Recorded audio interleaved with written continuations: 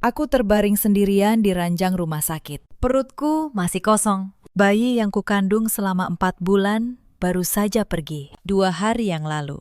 Suamiku berpamitan dinas ke Bandung. Lalu sebuah foto di layar ponselku meruntuhkan segalanya. Di foto itu, ia tersenyum menggendong bayi dari perempuan lain, dikelilingi keluarganya yang tertawa bahagia. Pengkhianatan ini akan kubalas, bukan dengan air mata, tapi dengan kehancuran yang paling rapi. Halo sahabat semua, selamat datang kembali di channel ini. Sebelum masuk ke cerita, jangan lupa tulis dari kota mana kalian menonton di kolom komentar. Tekan tombol like dan subscribe, supaya kami makin semangat menghadirkan kisah yang lebih menyentuh. Sekarang, mari kita mulai. Bau antiseptik menusuk hidungku sejak pertama kali aku membuka mata di kamar rawat kelas VIP ini. Aku menatap langit-langit dengan pandangan kosong. Nyeri di perut bawahku masih terasa, sisa dari kuretase setelah keguguran yang baru kualami. Dokter bilang fisikku akan pulih dalam beberapa minggu, tapi tidak ada obat yang bisa menambal lubang di dadaku. Aku berjuang sendirian. Tidak ada yang menggenggam tanganku saat aku terbangun dari pengaruh obat. Tidak ada usapan lembut di kepalaku saat aku menangis tengah malam. Memanggil nama anak yang tak pernah sempat kulihat, suamiku, Galih. Laki-laki yang sudah menemaniku selama 5 tahun pernikahan. Tidak ada di sini. Sehari sebelum aku masuk ruang tindakan, Galih datang dengan wajah penuh penyesalan. Ia duduk di tepi ranjang, menggenggam kedua tanganku, menatapku dengan tatapan memelas yang dulu selalu berhasil meluluhkan hatiku. Sayang, aku benar-benar minta maaf, ucapnya dengan suara serak. Klien butik di Bandung tiba-tiba bermasalah. Kalau aku tidak turun langsung, kita bisa kehilangan kontrak ratusan juta. Reputasi brand kita akan hancur. Aku menatap matanya waktu itu, mencari sedikit saja keraguan. Aku merasa jadi suami paling buruk di dunia. Lanjutnya, meninggalkanmu di saat seperti ini. Tapi aku tidak punya pilihan. Maafkan aku. Sebagai perempuan yang membangun bisnis dari nol, aku mengerti kejamnya dunia usaha. Butik yang kini dikelola Galih sebenarnya salah satu cabang dari jaringan bisnis yang kubangun sendiri. Jauh sebelum aku mengenalnya, akulah yang menempatkan Galih di posisi direktur, supaya ia punya kebanggaan sebagai kepala keluarga di depan keluarganya. Maka saat ia beralasan harus menyelamatkan kontrak, instingku sebagai pemilik mengalahkan kecewaku sebagai istri. Aku tersenyum tipis, mengusap rahangnya, lalu mengizinkannya pergi. Aku bahkan meyakinkannya bahwa aku perempuan kuat yang bisa mengurus diri sendiri di rumah sakit. Dan disinilah aku sekarang, terbaring lemah, membunuh waktu dengan menatap layar ponsel. Siang ini, hujan turun deras di luar jendela. Untuk mengalihkan perih di perutku, aku membuka media sosial. Bukan akun pribadiku, melainkan akun cadangan yang biasa kupakai memantau tren pasar dan butik pesaing. Entah dorongan dari mana, jariku mengetikkan satu nama di kolom pencarian. Rena, adik kandung Galih.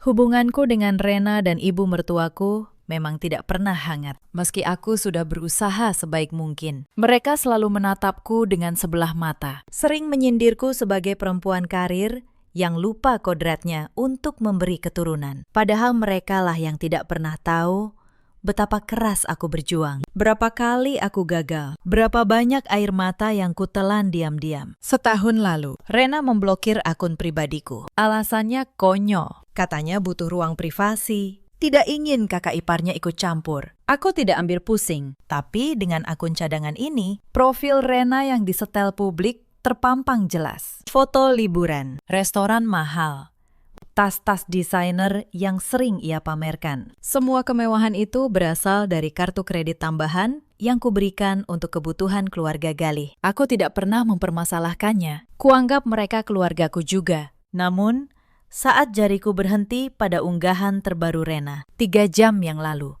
dunia di sekelilingku seakan berhenti berputar. Udara di kamar ini tersedot habis. Itu foto keluarga, diambil di sebuah kamar rumah sakit yang didekorasi mewah, dengan balon-balon biru muda dan putih. Di tengah foto, duduk seorang perempuan muda berwajah ayu. Kulitnya pucat, mengenakan piyama sutra, tersenyum bahagia menghadap kamera. Di sebelah kirinya berdiri ibu mertuaku. Wajah wanita itu memancarkan kebahagiaan yang tak pernah sekalipun ia tunjukkan padaku. Senyumnya lebar. Tangannya membelai pundak perempuan muda itu dengan kasih sayang seorang ibu. Di sebelah kanan, Rena berdiri. Tangannya membentuk simbol hati. Tapi bukan mereka yang membuat jantungku berhenti. Pandanganku terkunci pada sosok laki-laki di belakang perempuan muda itu. Ia menunduk. Tersenyum penuh cinta. Menatap bungkusan selimut bayi berwarna biru di pelukannya. Wajahnya difoto dari samping. Tapi bahkan dalam gelap pun, aku akan mengenali rahang itu, hidung itu, postur tubuh itu. Itu Galih, laki-laki yang 2 hari lalu berpamitan dengan wajah penuh penyesalan. Yang katanya pergi ke Bandung demi menyelamatkan kontrak. Tubuhku gemetar.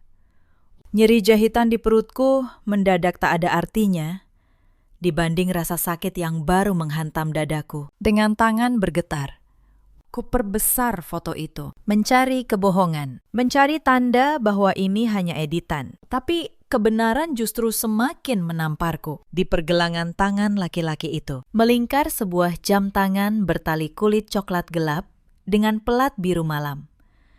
Itu jam tangan edisi khusus yang kupesan langsung dari Swiss. Hadiah ulang tahun pernikahan kami bulan lalu. Di bagian belakangnya, terukir inisial namaku dan namanya. Tidak mungkin ada yang sama persis di dunia ini. Air mataku jatuh tanpa bisa kutahan. Tapi aku memaksa diriku membaca keterangan foto yang ditulis Rena di bawah unggahan itu. Barisan huruf itu menjelma pisau yang menusuk ulu hatiku berulang kali.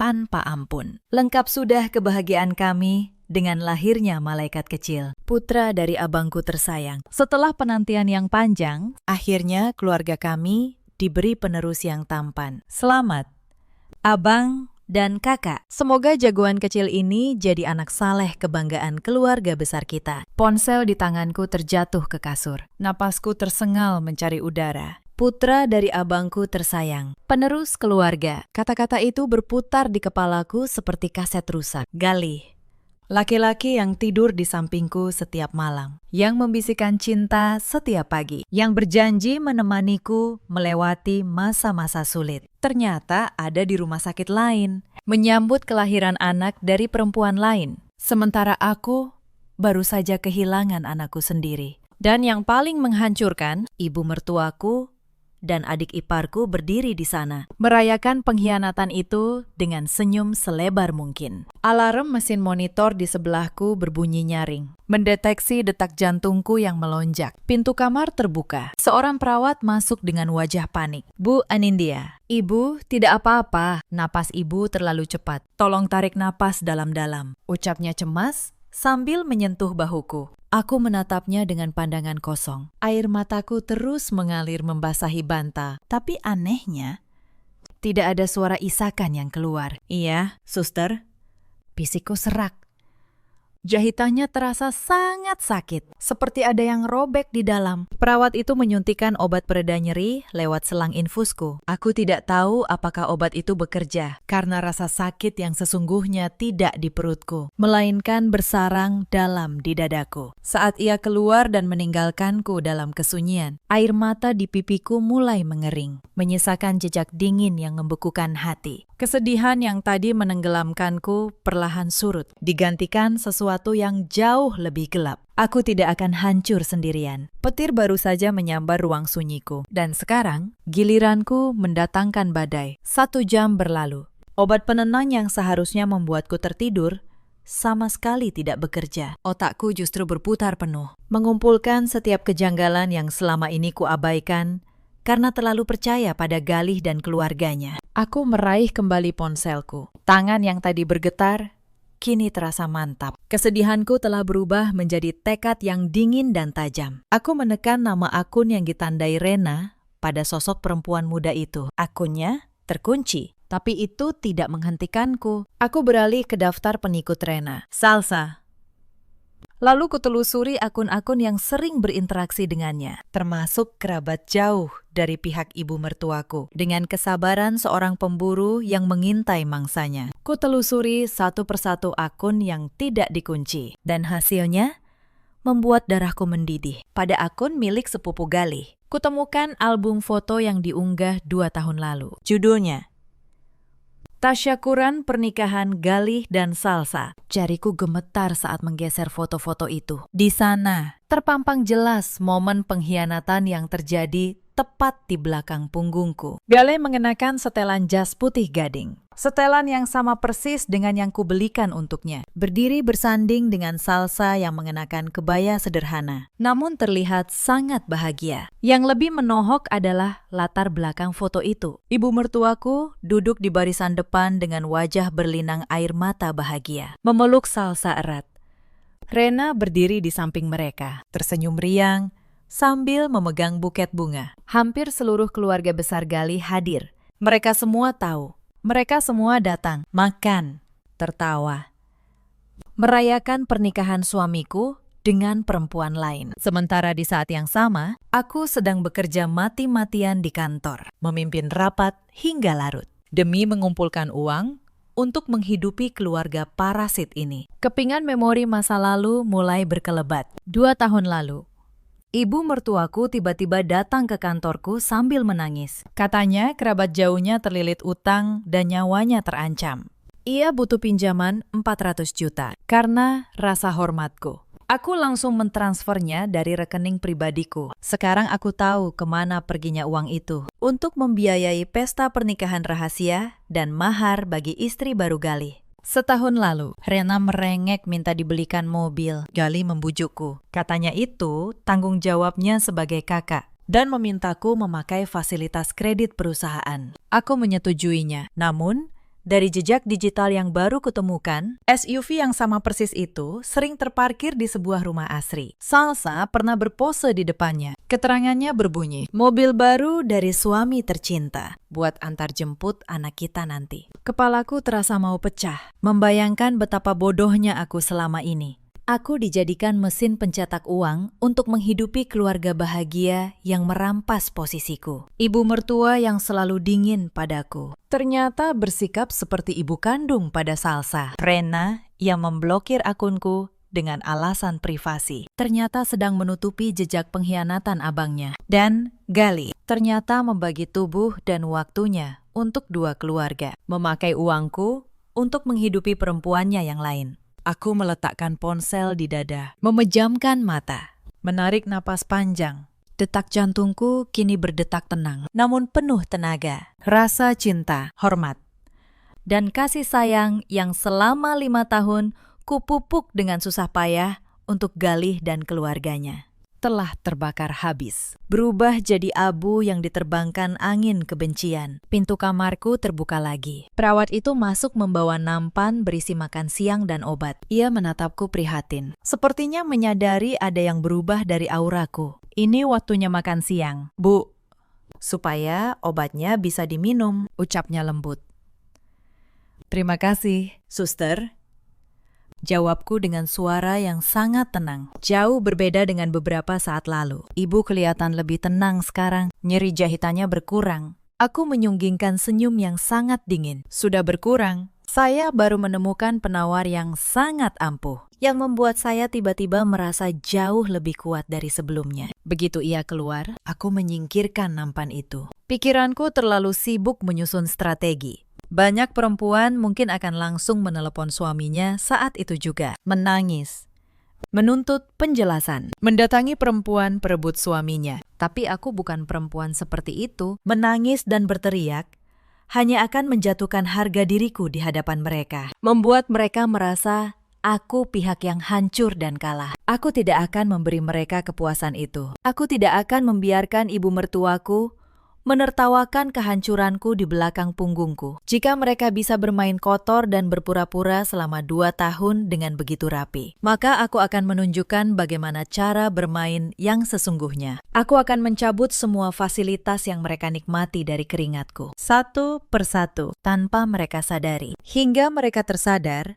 saat pijakan di bawah kaki mereka sudah runtuh sepenuhnya. Aku meraih ponselku. Mencari nomor seorang pria yang sudah menjadi penasihat hukum perusahaanku selama hampir 10 tahun. Pak Hendra, pengacara parubaya yang tajam dan tidak pernah gagal memenangkan sengketa bisnis. Kasusku kali ini bukan sekedar urusan rumah tangga. Ini soal penggelapan, penipuan, manipulasi finansial yang dibungkus kebohongan pernikahan. Hanya butuh 2 deringan sebelum suara berat Pak Hendra terdengar. Selamat siang.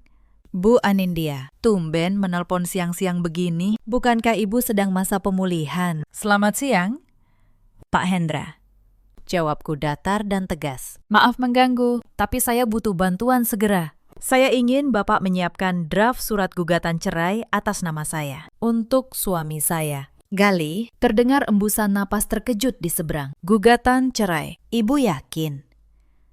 Kalau boleh saya tahu, ada masalah serius apa? Saya baru menemukan fakta bahwa Galih telah berpoligami diam-diam selama 2 tahun tanpa sepengetahuan saya dan seluruh keluarganya terlibat menyembunyikannya. Jawabku tanpa basa-basi. Tapi bukan cuma itu. Pakistan. Saya ingin Bapak menghubungi tim audit eksternal. Periksa seluruh aliran dana butik yang dikelola Galih selama 2 tahun terakhir.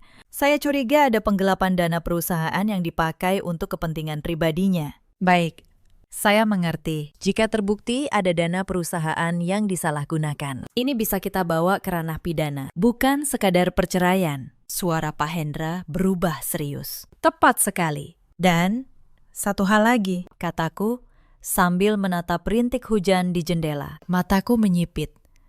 Tolong bekukan semua kartu kredit tambahan atas nama ibu mertua dan adik ipar saya hari ini juga.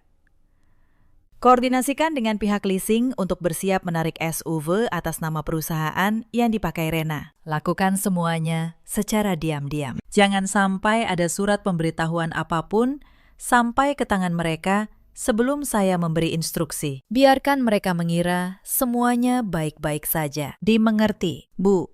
Saya akan segera mengurusnya. Fokuslah pada pemulihan ibu, biar saya yang membereskan sisi hukumnya. Setelah panggilan berakhir, aku meletakkan ponsel dengan perasaan yang luar biasa lega. Sebuah seringai dingin terukir di bibirku. Galih, ibu mertuaku. Dan Rena saat ini mungkin sedang bersukacita menyambut anggota baru keluarga mereka. Merasa menang karena berhasil memodohiku. Nikmatilah tawa kalian sekarang, karena itu akan jadi tawa terakhir kalian. Sebelum badai yang kusiapkan menyapu habis seluruh ilusi yang kalian bangun dari uangku. Permainan baru saja dimulai. Dan aku akan memastikan kalian keluar tanpa membawa apa-apa. Bahkan harga diri kalian sekalipun. 5 hari berlalu sejak hari di mana duniaku runtuh. Lalu kubangun kembali dalam bentuk yang jauh lebih tajam. Dokter akhirnya mengizinkanku pulang. Jahitanku mengering dengan baik. Kondisi mentalku, kata mereka, terlihat stabil. Setidaknya, itu yang mereka lihat dari luar. Tidak ada yang tahu. Di balik sikap tenang ini, sebuah badai sedang kusiapkan dengan perhitungan yang sangat matang. Sopir pribadiku, Pak Yanto, menjemputku di lobi rumah sakit. Perjalanan pulang terasa asing. Rumah 2 lantai yang kubeli dari jerih payahku tiba-tiba terasa seperti panggung sandiwara. Di sofa ruang tamu itu, Galih sering memijat kakiku sambil mengeluh soal pekerjaan. Di garasi itu, SUV yang kubelikan untuk Rena sering terparkir sebelum akhirnya lebih sering berada di rumah istri kedua suamiku. Aku melangkah masuk. Asisten rumah tanggaku, Bi Surti, menyambut dengan wajah khawatir. Alhamdulillah ibu sudah pulang. Tega sekali bapak ninggalin ibu sendirian waktu ibu masuk rumah sakit, ucapnya. Aku tersenyum tipis. Namanya juga urusan pekerjaan, Bi. Jawabku, berbohong, menyembunyikan fakta bahwa tanggung jawab besar Galih saat ini sedang menangis minta susu di rumah sakit lain. Sekitar pukul 5 sore, suara mesin mobil terdengar memasuki pekarangan. Aku yang sedang duduk di sofa sambil membaca draft dokumen dari Pak Hendra langsung menutup layar tablet.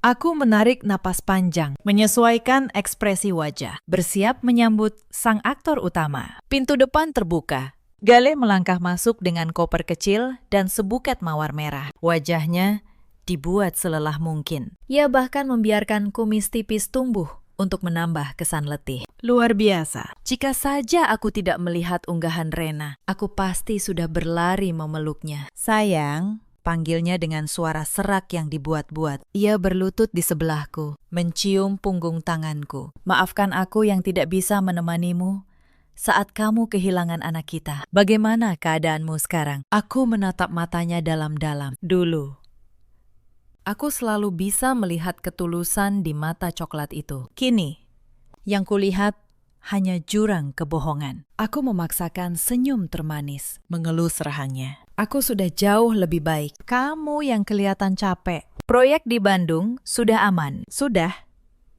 Sayang, semua terkendali berkat aku turun langsung. Dari bandara aku buru-buru ke sini karena kangen kamu. Galih berbohong dengan sangat lancar. Ya sudah. Kamu mandi air hangat dulu. Malam ini kamu harus istirahat. Ujarku penuh perhatian. Galih tersenyum lega. Sepertinya ia merasa sukses mengelabuiku. Sesaat setelah pintu kamar mandi tertutup, senyum di wajahku seketika luntur. Tanganku mengepal hingga kuku menancap di telapak. Sentuhannya tadi membuatku mual. Malam harinya, Galih tidur sangat lelap di sampingku. Mungkin ia benar-benar lelah setelah begadang mengurus bayi barunya. Aku sama sekali tidak bisa memejamkan mata. Aku turun dari ranjang dengan hati-hati, mengambil ponsel Galih yang tergeletak di nakas. Layarnya terkunci. Dulu, kami selalu terbuka soal ponsel. Kata sandinya, tanggal pernikahan kami. Aku mencoba memasukkan angka itu. Gagal. Kata sandinya sudah diubah. Seringai muncul di bibirku. Tentu saja ia mengubahnya. Aku mencoba kombinasi lain. Tanggal lahir ibu mertuaku. Tanggal ulang tahunku. Semua gagal. Lalu otakku teringat pada satu tanggal. Tanggal yang tertera di album pernikahan rahasia mereka. Aku mengetik 6 digit itu dengan tangan sedikit gemetar. Layar ponsel Galih terbuka. Rasa jijik kembali memenuhi dadaku. Tapi kuabaikan. Aku langsung membuka aplikasi percakapan. Benar saja. Di daftar paling atas, ada obrolan dengan kontak bernama Istriku Salsa, lengkap dengan emoji hati merah. Aku membaca percakapan mereka dengan cepat, penuh kata-kata mesra yang membuatku ingin muntah. Galih memanggil Salsa dengan sebutan Bunda, berjanji memberi uang bulanan ekstra untuk perawatan bayi mereka. Tapi ada satu pesan yang membuat seluruh tubuhku membeku. Salsa menulis, "Mas, aku kadang masih sedih kalau ingat istri pertamamu sudah meninggal. Anak kita nggak akan pernah kenal sama bunda kandungmu." Dan Galih menjawab, "Sudahlah, Bunda. Yang penting sekarang kita bahagia. Istri lamaku sudah lama pergi karena sakit. Sekarang cuma ada kamu dan jagoan kita." Aku terdiam menatap layar itu. Tanganku dingin. Di hadapan perempuan itu, Galih telah membunuhku, mengubur keberadaanku demi bisa menikahi orang lain. Salsa bahkan tidak tahu bahwa istri sah yang sudah meninggal itu masih hidup, masih bernapas, dan sedang membaca kebohongan ini. Kebencianku tidak berkurang, tapi sasaranku menjadi sangat jelas. Bukan perempuan itu, tapi laki-laki di sampingku. Aku menggeser ke atas, menemukan percakapan Galih dengan ibunya. Ibunya menyuruh Galih segera mencari rumah lebih besar untuk Salsa. Galih menjawab, ia sedang mencari cara mengambil uang dari perusahaan tanpa ketahuan. Aku memotret setiap percakapan penting itu dengan ponselku sendiri, sebagai bukti tambahan. Lalu kukembalikan ponsel Galih ke tempat semula, persis seperti sebelum kuambil. Lalu kembali berbaring di sebelah pria yang kini berstatus musuh terbesarku. Air mataku tidak jatuh lagi. Yang ada hanya satu kalimat yang berputar di kepalaku. Kau membunuhku dalam ceritamu, Galih.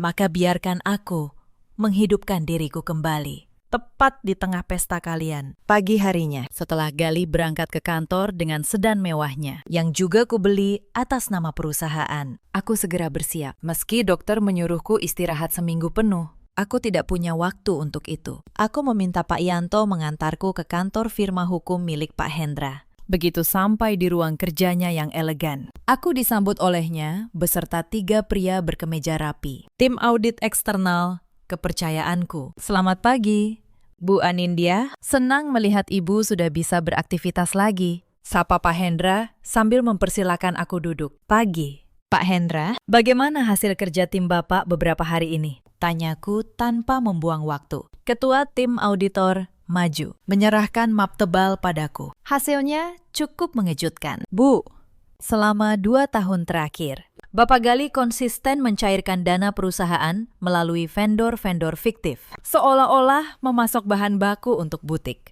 Total kerugian perusahaan mencapai hampir 1,5 miliar rupiah. Sebagian dialirkan ke rekening atas nama ibu kandungnya, dan sebagian lagi dipakai melunasi cicilan sebuah rumah di kawasan Kemang, yang ternyata atas nama Ibu Anindya sendiri. Tapi ditempati pihak ketiga. Aku tersenyum tipis. Rumah di Kemang. Aku ingat.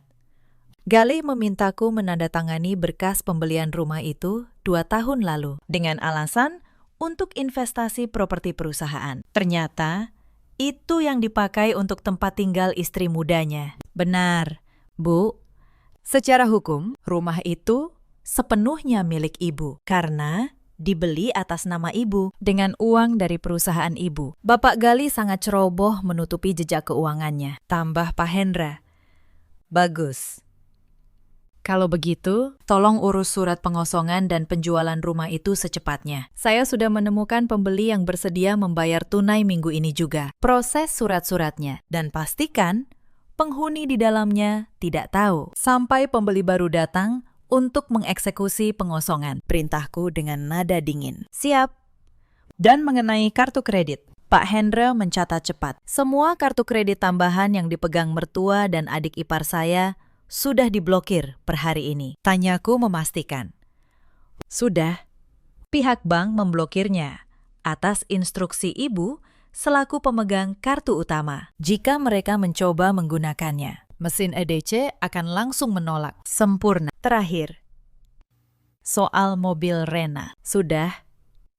Bu, karena mobil itu atas nama perusahaan dan ibu selaku direktur utama meminta penarikan. Pihak leasing akan datang ke rumah orang tua Bapak Gali siang ini juga. Aku bersandar pada kursi kulit yang empuk. Merasakan kepuasan mengalir di nadiku. Urat nadi keuangan dan fasilitas mewah mereka sudah kupotong habis hari ini. Tanpa uang dari perusahaanku. Gali hanyalah pria tanpa modal. Ibu mertuaku tidak akan bisa pamer di arisan lagi. Dan Rena harus kembali naik transportasi umum. Menjelang sore, saat aku menikmati teh hangat di teras belakang, ponselku berdering. Panggilan pertama dari Rena. Kubiarkan berdering hingga mati. Beberapa menit kemudian, pesan beruntun masuk. Mbak Anindya, mobilku ditarik orang leasing. Katanya nunggak berbulan-bulan. Ini maksudnya apa sih? Aku lagi di mall, mau pulang. Malah mobilnya dibawa. Tanggung jawab dong. Belum sempat kubalas.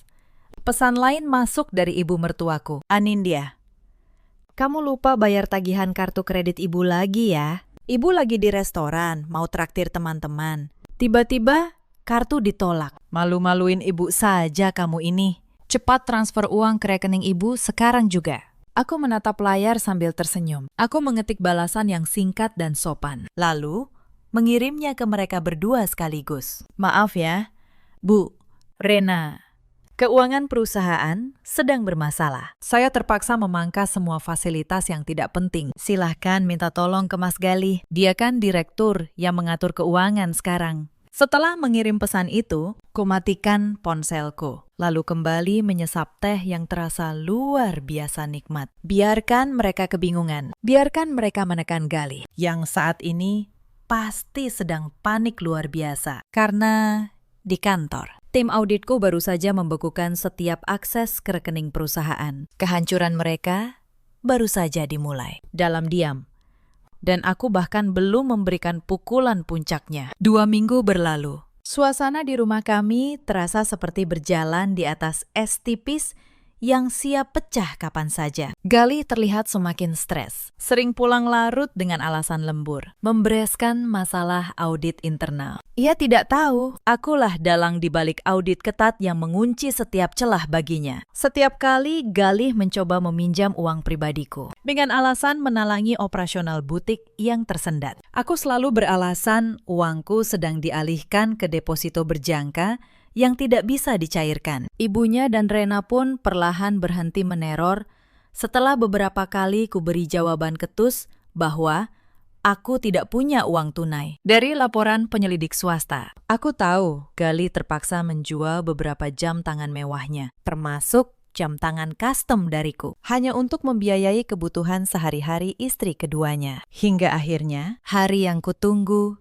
tiba. Sebuah undangan digital yang kudapat dari hasil mengintip ponsel Galih terpampang di layar tabletku. Undangan acara syukuran kelahiran untuk putra pertama Galih dan Salsa. Diselenggarakan di sebuah restoran bernuansa taman yang cukup bergengsi di kawasan Jakarta Selatan. Meski sedang kesulitan uang, tampaknya gengsi ibu mertuaku terlalu besar untuk membatalkan pesta yang sudah lama direncanakan. Mungkin mereka memakai sisa simpanan atau malah berutang demi acara ini. Sabtu siang itu, suasana hatiku terasa sangat tenang. Aku berdiri di depan cermin besar di kamarku, menata pantulan diriku yang baru selesai dirias oleh penata rias profesional yang sengaja kupanggil ke rumah. Aku mengenakan kebaya modern berwarna hijau zamrud yang memeluk tubuhku dengan sempurna. Warnanya kontras dengan kulitku, membuatku terlihat elegan dan berkuasa. Rambutku disanggul rapi, menyisakan beberapa helai yang membingkai wajah. Riasanku menonjolkan setiap fitur wajahku, membuatku terlihat seperti seorang ratu yang siap turun ke medan perang. Tidak ada lagi Anindya yang pucat dan lemah di ranjang rumah sakit. Hari ini, Anindya yang datang adalah pemilik tahta yang sesungguhnya. Aku meraih sebuah kotak berukuran sedang yang sudah kuhias dengan pita merah yang indah dari atas meja rias. Lalu, keluar kamar. Pak Yanto sudah menunggu di garasi dengan mesin mobil yang menyala. Setengah jam kemudian, mobilku berhenti di depan lobi restoran. Tempat itu disewa penuh, dihias serba biru muda dan putih. Di pintu masuk ada papan besar bertuliskan, "Syukuran kelahiran putra pertama keluarga Galih dan Salsa." Aku tersenyum tipis membacanya, lalu melangkah masuk dengan penuh percaya diri. Hak tinggiku beradu dengan lantai marmer, menciptakan bunyi yang seolah menjadi penanda kedatanganku. Area dalam sudah dipenuhi tamu, sebagian besar kerabat jauh dari pihak ibu mertua, serta teman dekat Rena. Di panggung kecil, di sudut ruangan, duduk ibu mertuaku, Rena, Galih, dan tentu saja Salsa yang sedang menggendong bayinya. Mereka semua tertawa lepas, menerima ucapan selamat dari para tamu. Aku berhenti tepat di tengah ruangan, membiarkan kehadiranku disadari perlahan. Orang pertama yang melihatku adalah salah satu sepupu jauh. Matanya terbelalak, tangannya yang memegang gelas terhenti di udara. Ia menyenggol orang di sebelahnya, menunjuk ke arahku dengan dagunya. Efek domino menyebar. Satu persatu tamu menghentikan obrolan, menoleh ke arahku. Suara riuh di restoran berangsur senyap, digantikan keheningan yang canggung dan menegangkan. Dari atas panggung, Rena yang sedang asyik berfoto, tiba-tiba menoleh, menyadari suasana yang mendadak hening. Begitu matanya menangkap sosokku yang berdiri anggun di tengah ruangan. Senyumnya luntur. Wajahnya memucat pasi, seolah baru melihat hantu di siang bolong. Rena buru-buru menyenggol lengan ibunya. Ibu mertuaku menoleh dengan kesal. Namun saat matanya mengikuti arah pandangan Rena, rahannya nyaris jatuh menyentuh lantai. Dan Galih, suamiku itu sedang asyik mengobrol dengan kerabat sambil merangkul pinggang Salsa. Saat keheningan total melanda, ia mengalihkan pandangannya. Dan seketika, tubuhnya membatu. Wajahnya kehilangan seluruh aliran darah. Ia melepaskan rangkulannya dari pinggang Salsa dengan gerakan kaku. Matanya menatapku dengan ketakutan luar biasa, persis seperti pencuri yang tertangkap basah. Hanya Salsa yang terlihat bingung. Perempuan itu belum pernah bertemu langsung denganku. Ia menatapku dengan kening berkerut, lalu menatap suami dan ibu mertuanya bergantian. Tidak mengerti mengapa kehadiran seorang wanita berkebaya hijau bisa menghentikan seluruh pesta. Aku menyunggingkan senyum yang sama sekali tidak mencapai mataku. Aku melangkah perlahan menuju panggung, membelah kerumunan yang otomatis memberi jalan. Seolah aku adalah lautan yang terbelah. Selamat siang, semuanya. Sapaku dengan suara tenang dan jernih, bergema ke seluruh penjuru restoran yang sunyi. Maaf, saya datang sedikit terlambat. Saya Anindya, istri sah dari Galih. Saya dengar hari ini ada acara keluarga yang penting. Jadi rasanya kurang pantas kalau saya, sebagai istri pertama, tidak hadir memberi doa. Kalimatku sukses memantik gumaman terkejut dari para tamu, yang tampaknya tidak tahu menahu soal status Galih yang sudah beristri sebelum menikahi Salsa. Galih menelan ludah dengan susah payah. Ia mencoba melangkah maju, mungkin ingin menarikku keluar, tapi kakinya terpaku di lantai panggung. Aku tidak peduli pada kepanikan mereka. Aku terus melangkah naik ke atas panggung dengan anggun, berdiri tepat berhadapan dengan Galih, Salsa, dan ibu mertuaku yang kini gemetar. Galih, ini siapa? Kenapa dia mengaku istrimu? Tanya Salsa dengan suara bergetar, memegang lengan suaminya. Keringat dingin sebesar biji jagung mulai bermunculan di dahi Galih.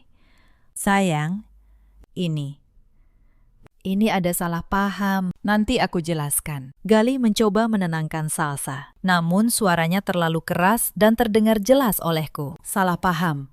Aku tertawa kecil yang elegan. Aku mengalihkan pandangan ke arah Salsa, menatap perempuan muda itu dari ujung kaki hingga ujung kepala. Ia memang cantik, tapi kepolosannya dimanfaatkan habis-habisan oleh laki-laki pengecut ini. Tidak ada yang salah paham. Mbak, saya istri sah Galih selama 5 tahun terakhir, dan kami belum pernah bercerai. Salsa refleks melangkah mundur, mendekap bayinya erat.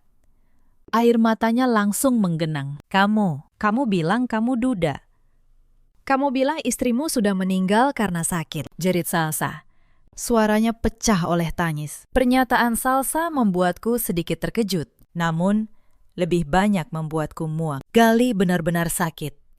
Ia bahkan rela mematikan keberadaanku demi menikahi perempuan lain. Galih, tegur seorang paman dari pihak keluarga Galih yang duduk di meja paling depan. Pria tua itu berdiri dengan wajah merah padam. Apa-apaan ini? Kamu bilang istrimu sudah tiada. Lalu Anindya ini siapa? Kamu sudah mempermalukan seluruh keluarga besar kita. Galih semakin panik. Ia mencoba mendekatiku. Aku mohon, kita bicarakan ini di luar. Jangan di sini. Tolong jaga harga diri keluargaku, bisiknya. Berharap aku akan berbaik hati seperti biasa. Aku menatapnya merendah, lalu tersenyum sinis. Harga diri. Memangnya keluarga kalian masih punya harga diri setelah memakai uangku untuk membiayai pesta syukuran kelahiran hasil perselingkuhan ini. Suaraku tidak keras, tapi cukup tajam untuk membuat ibu mertuaku tersentak. Anindya, jaga mulutmu. Kamu tidak berhak menghina kami di depan banyak orang, bentaknya.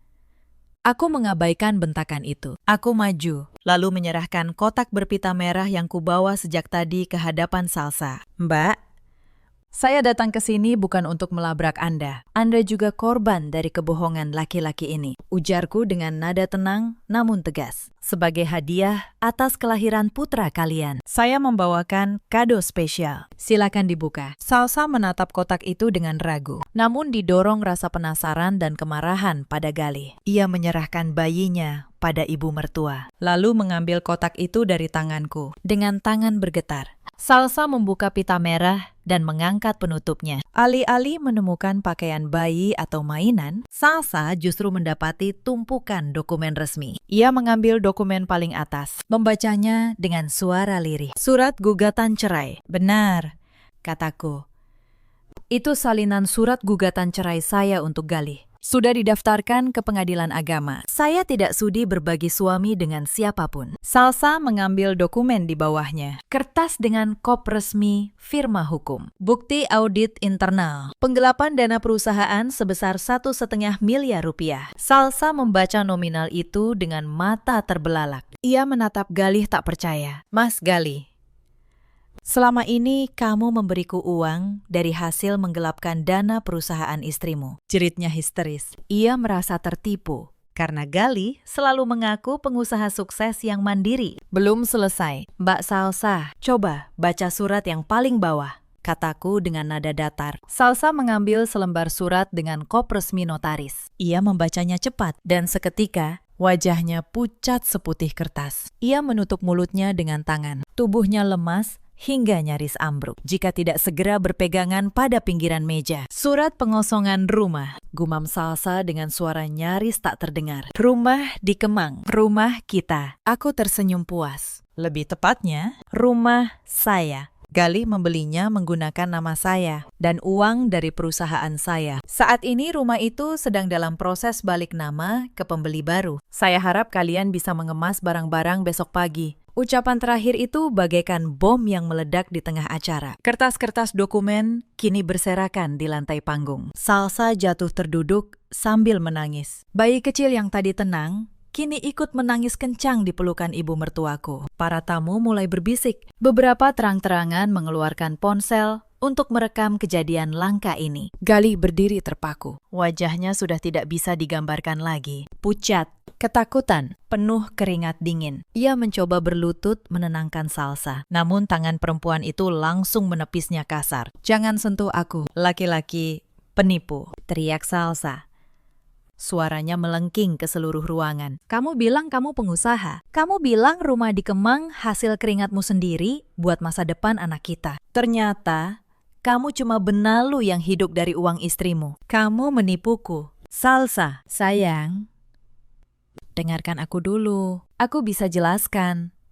Itu rumah kita. Aku yang bayar cicilannya pakai uangku, bukan uang dia."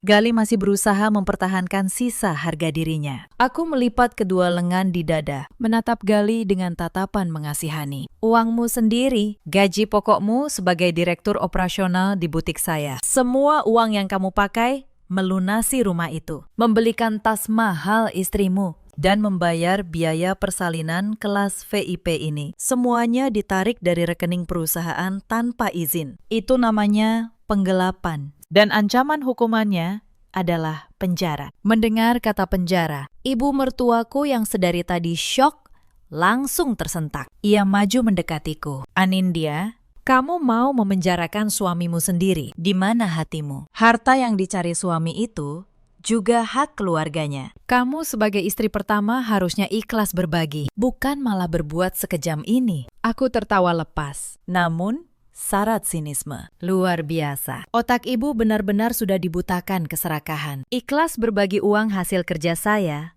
untuk membiayai perselingkuhan anak ibu. Di dunia mana ada hukum seperti itu? Dan tolong koreksi ucapan ibu. Lanjutku dengan nada tajam. Perusahaan itu 100% atas nama saya. Modalnya dari saya. Saya yang bekerja siang malam. Galih hanya saya tempatkan di sana agar ibu punya bahan untuk disombongkan di depan teman-teman arisan. Dan sekarang, boneka pameran ibu itu sudah saya pecat. Salsa, yang mendengar perdebatan kami, seketika menoleh ke arah ibu mertua. Kemarahan di wajahnya kini beralih sasaran. "Jadi, ibu juga tahu. Ibu tahu kalau Mas Galih ini cuma numpang hidup dari perempuan ini. Ibu yang meyakinkanku dulu. Ibu bilang, Galih ini duda kaya raya tanpa anak yang sangat baik. Ibu dan Rena ikut menikmati uang belanjaku kan. Kalian semua pembohong. Kalian menjebakku ke dalam keluarga yang cuma bisa memeras uang orang lain."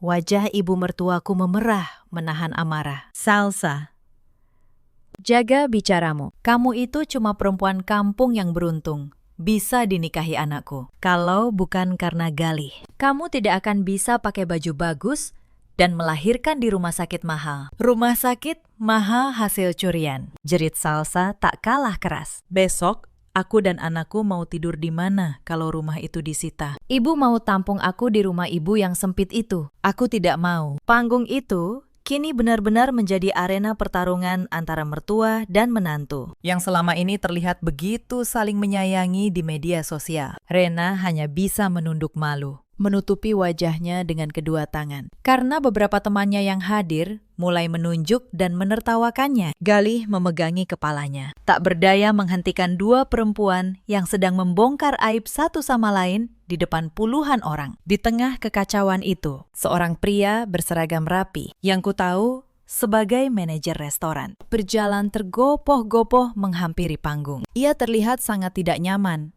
Namun tugasnya mengharuskan ia berbicara. "Mohon maaf mengganggu, Bu," ucapnya ragu. "Tapi kami dari pihak restoran harus segera mengonfirmasi pembayaran. Waktu sewa tempat hampir habis dan tagihan catering serta dekorasi belum dilunasi. Sesuai perjanjian dengan Ibu Rena kemarin, pelunasan dilakukan di pertengahan acara. Total kekurangannya 45 juta rupiah. Keheningan kembali menyelimuti. Ibu mertuaku dan Gali saling berpandangan dengan wajah semakin pucat. Iya, sebentar. Saya akan bayar pakai kartu kredit saya, ucap ibu mertuaku dengan nada angkuh yang dipaksakan. Ia membuka tas mewahnya dengan tangan gemetar, mengeluarkan kartu kredit platinum yang merupakan fasilitas tambahan dari rekeningku. Manajer restoran mengambil kartu itu, mengeluarkan mesin EDC nirkabel, memasukkan kartu tersebut. Beberapa detik kemudian, mesin itu berbunyi panjang dan nyaring. Struk kecil keluar dengan tulisan tebal berwarna merah. Maaf, Bu, kartunya ditolak. Statusnya sudah diblokir oleh pihak bank. Lapor manajer itu sopan. Tidak mungkin. Coba gesek lagi. Kemarin, limitnya masih ratusan juta. Bentak ibu mertuaku panik. Sudah saya coba 2 kali. Bu, tetap ditolak.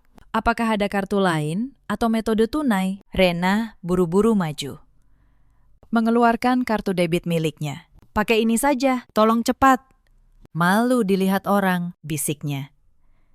Manajer itu menempelkan kartu debit Rena, memintanya memasukkan PIN, lalu menunggu. Hasilnya sama, mesin berbunyi nyaring. Saldo tidak mencukupi. Rena terbelalak. Ia lupa uang bulanan yang selalu kutransfer setiap awal bulan sudah kuhentikan sejak 2 minggu lalu. Cepat bayar tagihan ini. Jangan diam saja seperti orang bodoh, bentak ibu mertuaku pada putranya. Rasa malunya sudah sampai ubun-ubun. Para tamu kini terang-terangan berbisik soal ketidakmampuan mereka membayar makanan yang sedang mereka makan. Galih menunduk dalam, mengusap wajahnya. Uangku di rekening sudah habis. Rekening perusahaan dibekukan, Anindya. Aku tidak punya uang tunai sama sekali, ucapnya nyaris berbisik.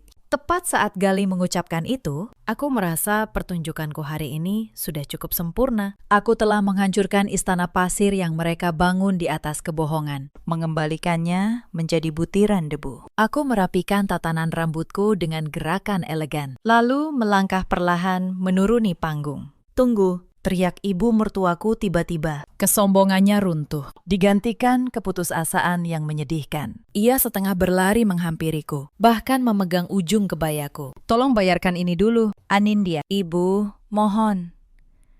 Ratusan tamu melihat kita. Keluarga kita bisa malu besar kalau restoran ini memanggil polisi karena kita tidak bisa bayar. Anggap saja ini amal terakhirmu untuk kami. Aku menunduk menatap wanita yang dulu selalu merendahkanku itu. Perlahan, kulepaskan cengkeraman tangannya dari kebayaku dengan gerakan halus, namun penuh penolakan. Keluarga kita.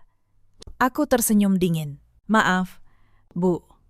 Keluarga saya tidak ada yang bermental penipu dan pencuri. Silakan selesaikan masalah kalian sendiri. Kalau perlu, suruh Galih mencuci piring di dapur belakang untuk melunasi utang kalian. Selamat siang.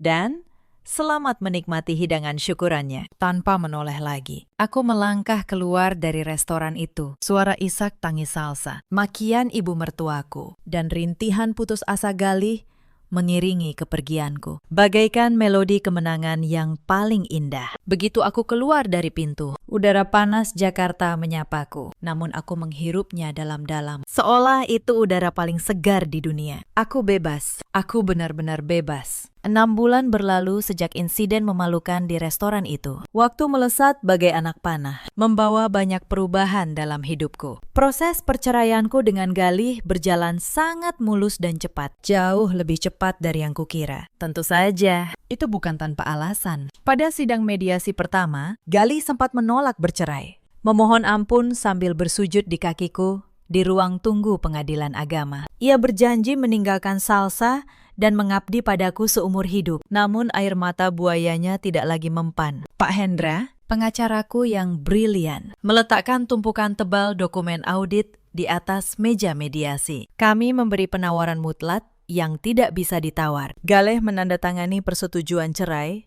tanpa menuntut harta gonogini sepeser pun. Atau aku akan membawa dokumen penggelapan 1,5 miliar itu ke kepolisian dan menjebloskannya ke penjara. Ketakutan akan jeruji besi membuat nyali Galih menciut. Dengan tangan bergetar, ia menandatangani semua berkas. Ia melepaskan seluruh haknya atas perusahaan, rumah, kendaraan, dan seluruh aset yang selama ini ia nikmati. Palu hakim diketuk, dan aku resmi menyandang status janda yang kaya raya, mandiri, dan terbebas dari benalu yang selama ini mengisap darahku. Kabar tentang kehancuran keluarga Galih sesekali sampai ke telingaku, lewat kolega yang masih mengenal mereka. Meski aku tidak pernah mencarinya, tanpa gelar direktur dan uang dari perusahaanku. Kehidupan Galih berbalik 180 derajat. Rumah di Kemang benar-benar dijual ke pemilik baru. Memaksa Salsa dan bayinya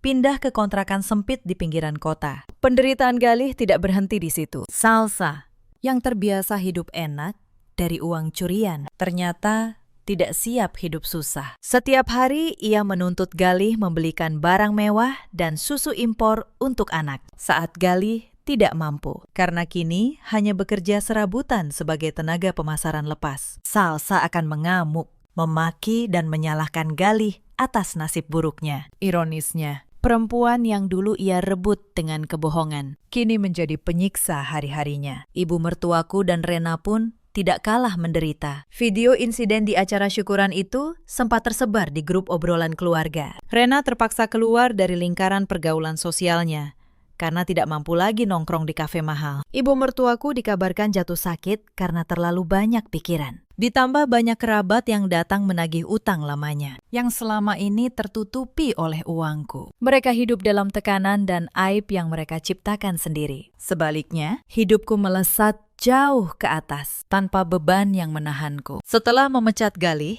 aku mengambil alih langsung operasional perusahaan dengan semangat yang menggebu. Tanpa kebocoran dana misterius setiap bulan, arus kas perusahaanku menjadi sangat sehat. Aku bisa melakukan ekspansi yang selama ini selalu tertunda. Malam ini, aku berdiri di balkon lantai 2 sebuah gedung komersial mewah di pusat kota Jakarta. Angin malam membelai rambutku yang kini kupotong sebahu. Di bawah, para tamu undangan, jurnalis, dan kolega bisnis menikmati hidangan dan musik elegan. Hari ini adalah peresmian cabang utama butik eksklusifku yang baru, sekaligus peluncuran lini pakaian yang menyasar pasar internasional. Aku mengenakan gaun sutra merah marun, sederhana, namun memancarkan kelas. Tidak ada lagi cincin kawin di jari manisku. Digantikan cincin berlian potongan zamrud yang kubeli sendiri, sebagai simbol cinta pada diriku sendiri. Dulu, aku sering menangis di malam hari, merasa tidak berharga karena belum bisa memberi keturunan. Aku bahkan menyalahkan diriku sendiri saat kehilangan anak yang kukandung. Namun sekarang aku menyadari, Tuhan menyelamatkanku dari laki-laki yang salah, menyingkirkan orang-orang parasit yang hanya memanfaatkanku, agar aku bisa berlari lebih kencang menuju takdirku yang sesungguhnya. Aku tidak butuh gelar istri yang patuh, jika artinya aku harus merendahkan harga diriku. Aku tidak butuh keluarga yang terlihat harmonis, jika isinya hanya kebohongan. Pak Hendra, yang turut hadir sebagai tamu VIP, menghampiriku di balkon.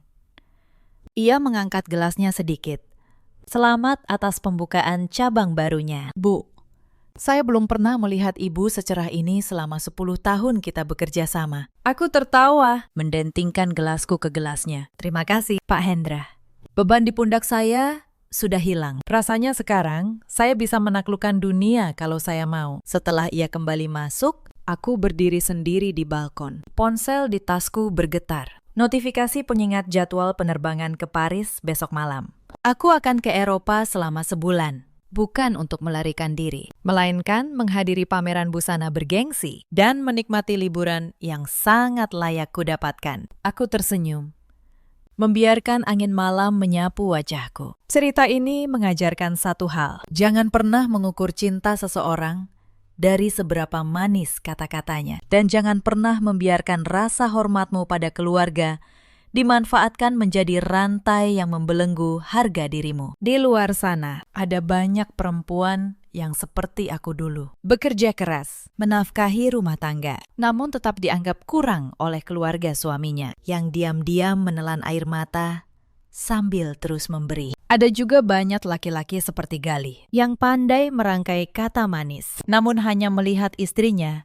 sebagai mesin pencetak uang. Dan ada pula para ibu mertua yang membutakan diri dari kebenaran demi keserakahan yang mereka sebut sebagai kasih sayang pada anak sendiri. Galih kini hidup dalam penyesalan. Salsa, yang juga korban, belajar dengan cara yang pahit. Dan aku, perempuan yang dulu mereka kira sudah hancur, justru berdiri lebih tinggi dari sebelumnya. Dalam hidup, kita selalu punya pilihan untuk tetap diam dan terus disakiti, atau bangkit dan menulis ulang akhir cerita kita sendiri. Mulai detik ini dan untuk selamanya. Akulah satu-satunya penulis dari jalan ceritaku sendiri. Bagaimana menurut kalian tentang sikap Anindya? Apakah ia terlalu kejam atau justru sudah sepantasnya? Tuliskan pendapat kalian di kolom komentar. Terima kasih sudah menemani sampai akhir. Sampai jumpa di cerita berikutnya. Malam itu, rumah keluarga Pratama penuh tawa. Mereka menyalakan lampu teras, memanggang sate,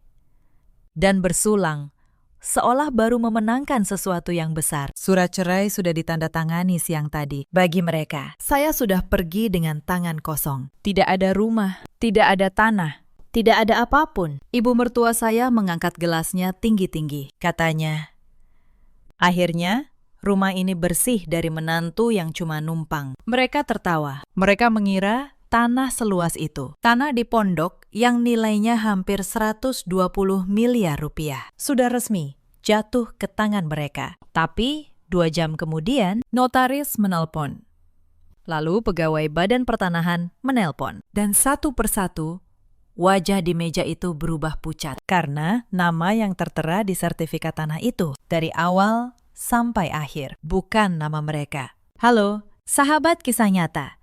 Selamat datang kembali di kanal ini, tempat kita merenungkan kisah-kisah rumah tangga yang penuh luka, pengkhianatan, dan karma yang datang tepat pada waktunya. Kalau kalian belum subscribe, tekan tombol merah itu dan nyalakan lonceng agar tidak ketinggalan cerita selanjutnya. Mari kita mulai. Nama saya Anindya Larasati. Usia saya 38 tahun. Saya bekerja di bagian legal sebuah pabrik tekstil di pinggiran Bintaro, mengurus dokumen, kontrak, dan perizinan. Sudah 12 tahun saya menekuni surat-surat. Mungkin karena itu, saya punya satu kebiasaan yang kelak menyelamatkan hidup saya. Saya tidak pernah membentak siapapun, tetapi saya selalu menyimpan setiap dokumen rapi, bertanggal, dan berurutan. Saya menikah dengan Reza Pratama 7 tahun yang lalu. Kami punya seorang putri, Kayla, yang kini berusia 6 tahun. Dari luar, rumah tangga kami terlihat biasa saja. Reza, seorang makelar pengurusan dokumen dan jual beli tanah. Orang menyebutnya pria yang sopan, pandai bicara, tidak suka mabuk, tidak berjudi. Tetangga sering memujinya. Namun, setelah bertahun-tahun hidup bersamanya, saya mengerti satu hal. Ada jenis pria yang tidak perlu memukul untuk melukai istrinya. Mereka cukup diam. Diam saat saya butuh dibela. Diam saat ibunya menghina saya di meja makan. Diam sampai semua orang mengira dia suami yang baik, sementara yang menanggung luka hanya saya sendiri. Orang yang paling membuat saya lelah selama 7 tahun menjadi menantu adalah ibu mertua saya, Bu Sukmawati. Usianya sudah 63 tahun. Tubuhnya kurus, langkahnya cepat, dan suaranya tidak pernah melengking. Justru itu yang menakutkan. Setiap kalimatnya terdengar halus, seolah tanpa duri. Tetapi siapapun yang mendengarnya akan terluka berhari-hari. Saya masih ingat tahun pertama menjadi menantu. Saya memasak sayur asem yang mungkin kurang garam. Bu Sukmawati mencicipi sesendok, lalu meletakkan sendoknya pelan. Katanya, "Anak siapa ini?" Ya, masaknya seperti orang yang belum pernah pegang dapur. Dia tidak berteriak, dia tersenyum. Justru senyum itu yang membuat saya menunduk, menyembunyikan mata yang panas. Kalau saya pulang kerja terlambat, dia akan berkata di depan tamu, "Perempuan yang sudah bersuami dan punya anak harusnya tahu diri, pulang malam-malam. Nanti orang ngomong." Ketika saya melahirkan Kayla, dia tidak pernah terang-terangan menyebut soal anak laki-laki. Tetapi setiap pulang dari kondangan, dia akan berkata setengah bercanda, "Rumah orang ramai, ada cucu laki-laki, lengkap rasanya." Saya menelan semua itu. Saya selalu menghibur diri. Ibu mertua sudah tua. Mungkin maksudnya baik, mungkin dia hanya kaku. Selama bertahun-tahun, saya memaafkan 9 dari 10 kesalahan dengan kalimat yang sama, berulang-ulang. Adik ipar saya, Wulan, berusia 30 tahun. Dia belum menikah, tinggal menumpang di rumah ibunya, dan punya bakat khusus dalam satu hal, membakar api. Setiap kali Bu Sukmawati mulai menyindir, Wulan akan menambahkan sedikit minyak. Iya, Bu, Mbak Anindya kan sibuk kerja, mana sempat ngurus rumah. Dan Reza, suami saya, akan menunduk menatap piringnya, seolah tidak mendengar apa-apa. Bertahun-tahun saya pikir kesabaran adalah kebajikan. Saya pikir kalau saya cukup sabar, rumah tangga ini akan tenang. Saya keliru.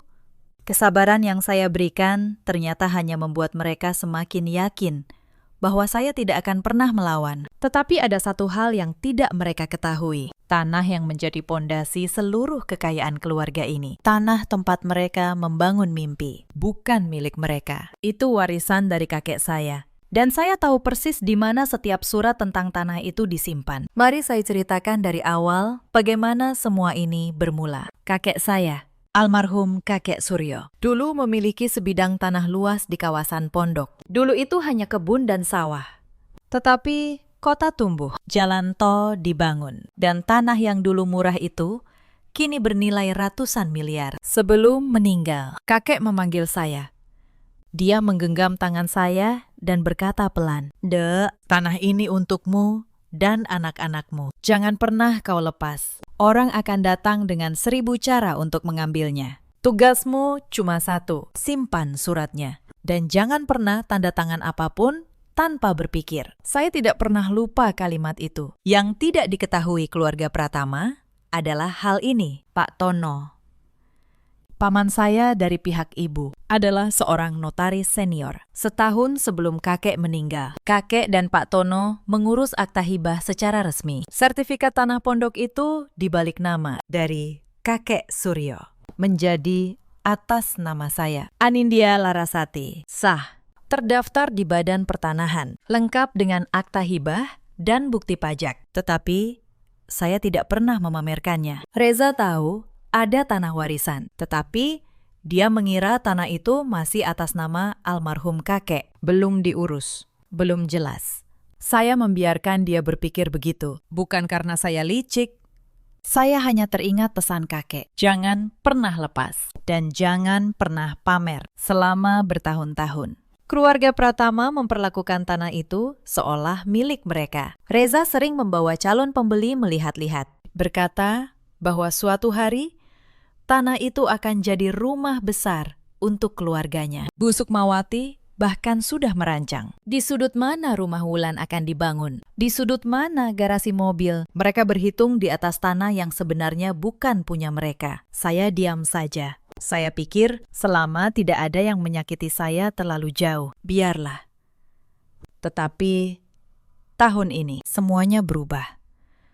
Bapak mertua saya, Pak Hardi, meninggal dunia karena sakit jantung. Kepergiannya seharusnya menyatukan keluarga. Justru sebaliknya, kematian beliau membuka pintu serakah yang selama ini ditahan-tahan. 7 hari setelah pemakaman Pak Hardi, suasana rumah masih dipenuhi bau kembang dan dupa. Saya sedang membantu Mbak Asih, pembantu yang sudah belasan tahun ikut keluarga itu, membereskan gelas-gelas bekas tamu. Saat itulah Bu Sukmawati memanggil saya ke ruang tengah. Di sana sudah ada Reza, Wulan, dan 2 orang yang tidak saya kenal. Di atas meja tergeletak setumpuk kertas. "Anindya," kata Bu Sukmawati dengan suara tenangnya yang biasa. "Mumpung semua kumpul, ada yang harus diberesin. Soal tanah pondok itu, saya duduk perlahan. Saya tidak berkata apa-apa. Saya hanya menatap kertas-kertas itu. Sekarang Bapak sudah tidak ada," lanjutnya.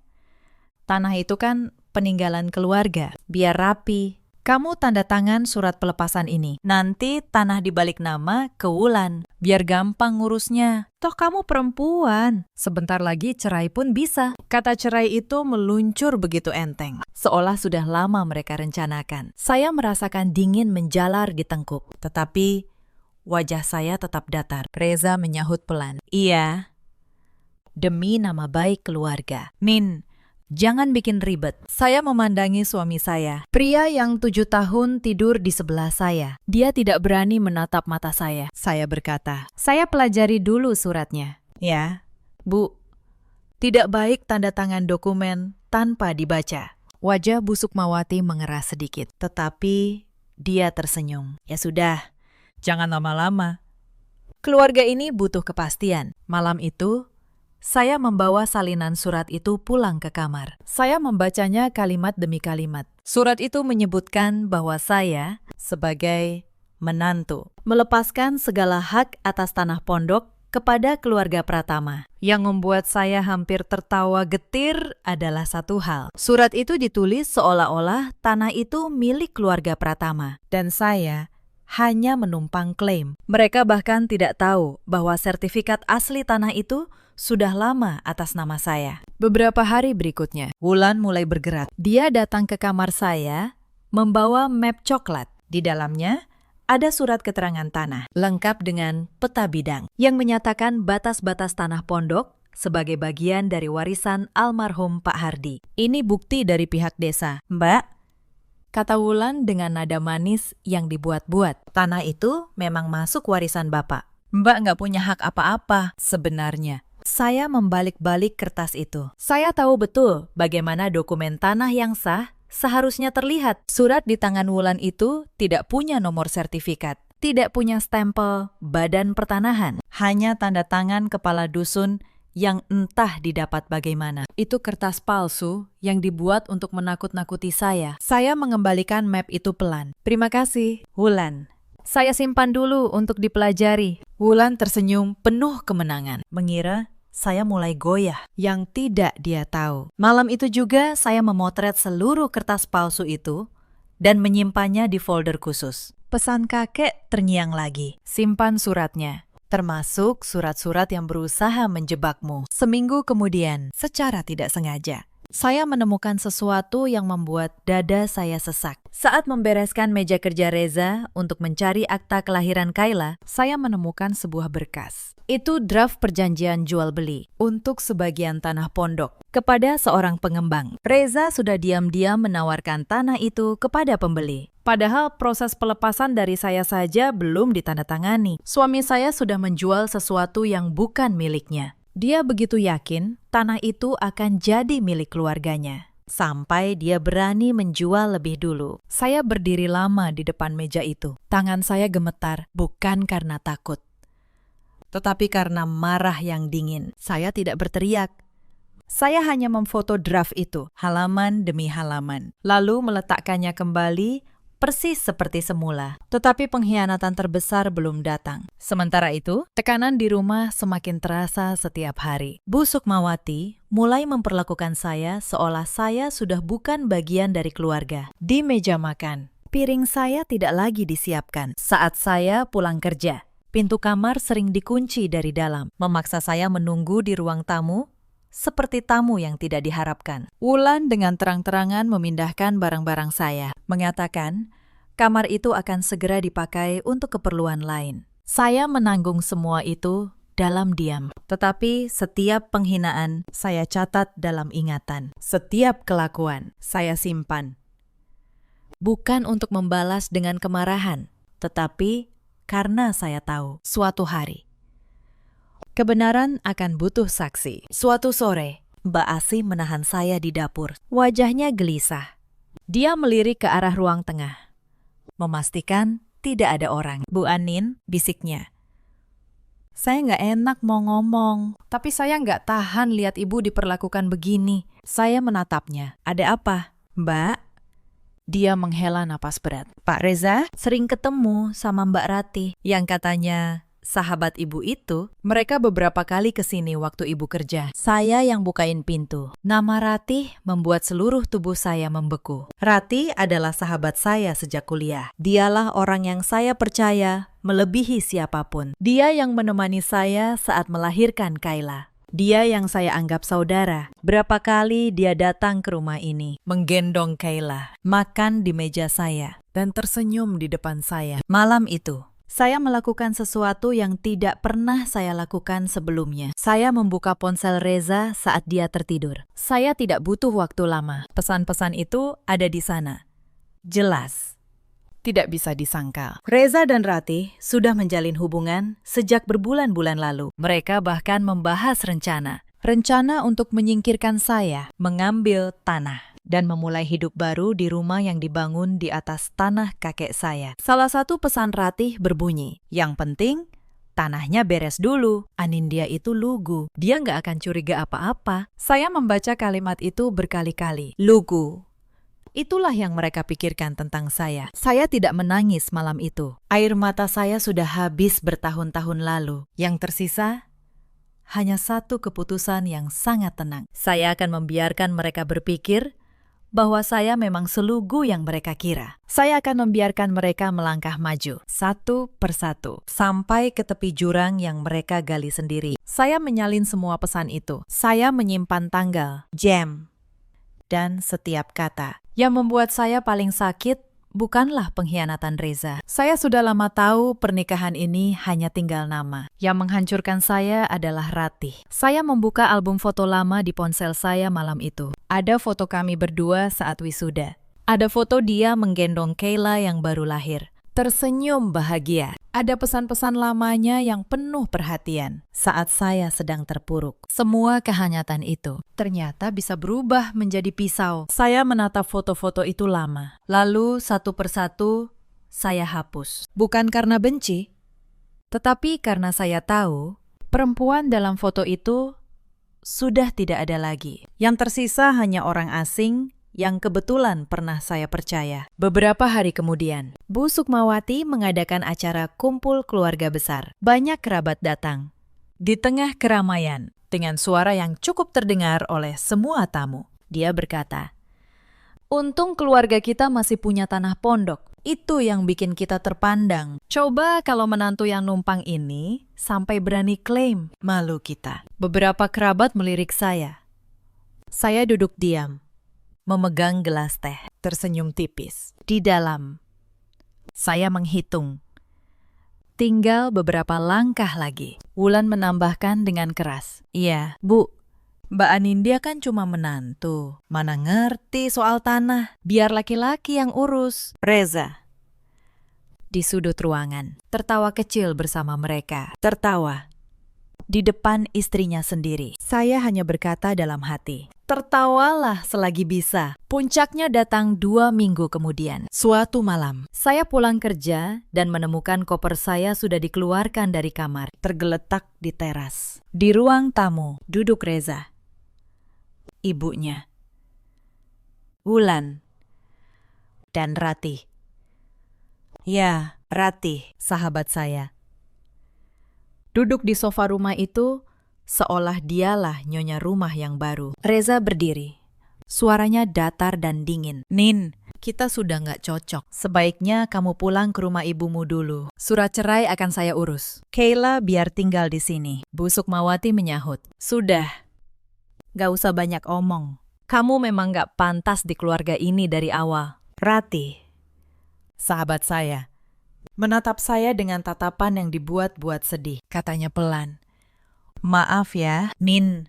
Kadang hidup memang begini." Saya berdiri di ambang pintu, menatap mereka berempat satu persatu. Hati saya seharusnya hancur, tetapi anehnya saya merasa sangat tenang karena saya tahu sesuatu yang tidak mereka tahu. Mereka mengira sedang mengusir saya dari rumah mereka, padahal mereka sedang berdiri di atas tanah yang setiap jengkalnya atas nama saya. Saya hanya berkata, "Baik, saya pergi. Tapi Kayla ikut saya." Saya menggandeng tangan anak saya, mengambil koper, dan keluar tanpa menoleh. Di belakang saya, terdengar tawa kecil mereka. Mereka pikir mereka menang. Malam itu, saya dan Kayla menginap di rumah ibu saya. Setelah menidurkan Kayla, saya menelpon satu nomor yang sudah lama saya simpan. Nomor Pak Tono, paman saya, sang notaris. Pak Tono mengangkat telepon, meski sudah larut. Suaranya yang berat menenangkan saya. "Anindya, ada apa?" "Dek, kamu menangis." "Tidak, Paman. jawab saya.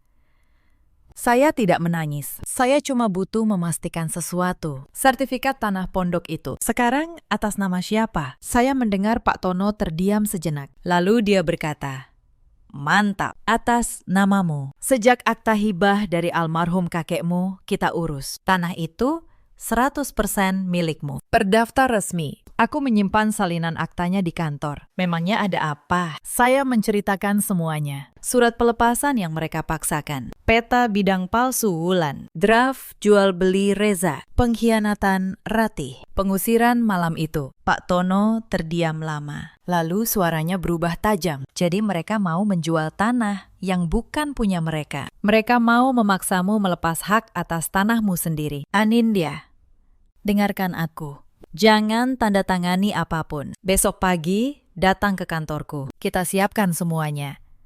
Mereka sudah melangkah terlalu jauh. Keesokan paginya, saya datang ke kantor Pak Tono. Di sana, di atas meja, terbentang semua yang saya butuhkan. Sertifikat hak milik atas nama Anindya Larasati. Akta hibah dari kakek Suryo. Ditandatangani di hadapan notaris. Sah secara hukum. Bukti pembayaran pajak bumi dan bangunan selama bertahun-tahun. Semuanya atas nama saya. Yang diam-diam saya bayar sendiri. Pak Tono menjelaskan dengan tenang. Tanah ini milikmu mutlak. Surat pelepasan yang mereka buat tidak ada artinya. Karena mereka memaksamu melepas sesuatu yang memang sudah punyamu. Draft jual beli suamimu itu cacat hukum. Karena dia menjual properti tanpa hak. Bahkan, kalau kau mau, kita bisa laporkan upaya pemalsuan dokumen oleh adik iparmu. Saya menatap tumpukan dokumen itu. Inilah senjata yang kakek titipkan kepada saya bertahun-tahun lalu. Bukan kemarahan, bukan teriakan, hanya kertas,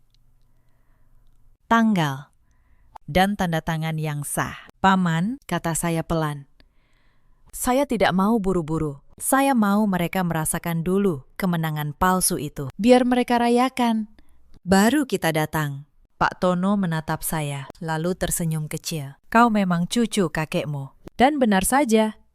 Tidak sampai seminggu kemudian, kabar itu sampai ke telinga saya melalui Mbak Asih. Keluarga Pratama mengadakan syukuran. Mereka mengundang kerabat, tetangga, bahkan rekan bisnis Reza. Acara itu dirayakan untuk dua hal sekaligus. Pertama, perceraian saya yang katanya sudah final. Kedua, rencana pembangunan rumah besar di Tanah Pondok yang akan dimulai bulan depan. Ratih, kabarnya, sudah resmi tinggal di rumah itu. Dia bahkan sudah memilih warna cat kamar utama. Saya mendengar semua itu dengan tenang. Lalu saya menelpon Pak Tono. Paman, mereka mengadakan syukuran besok malam. Banyak tamu.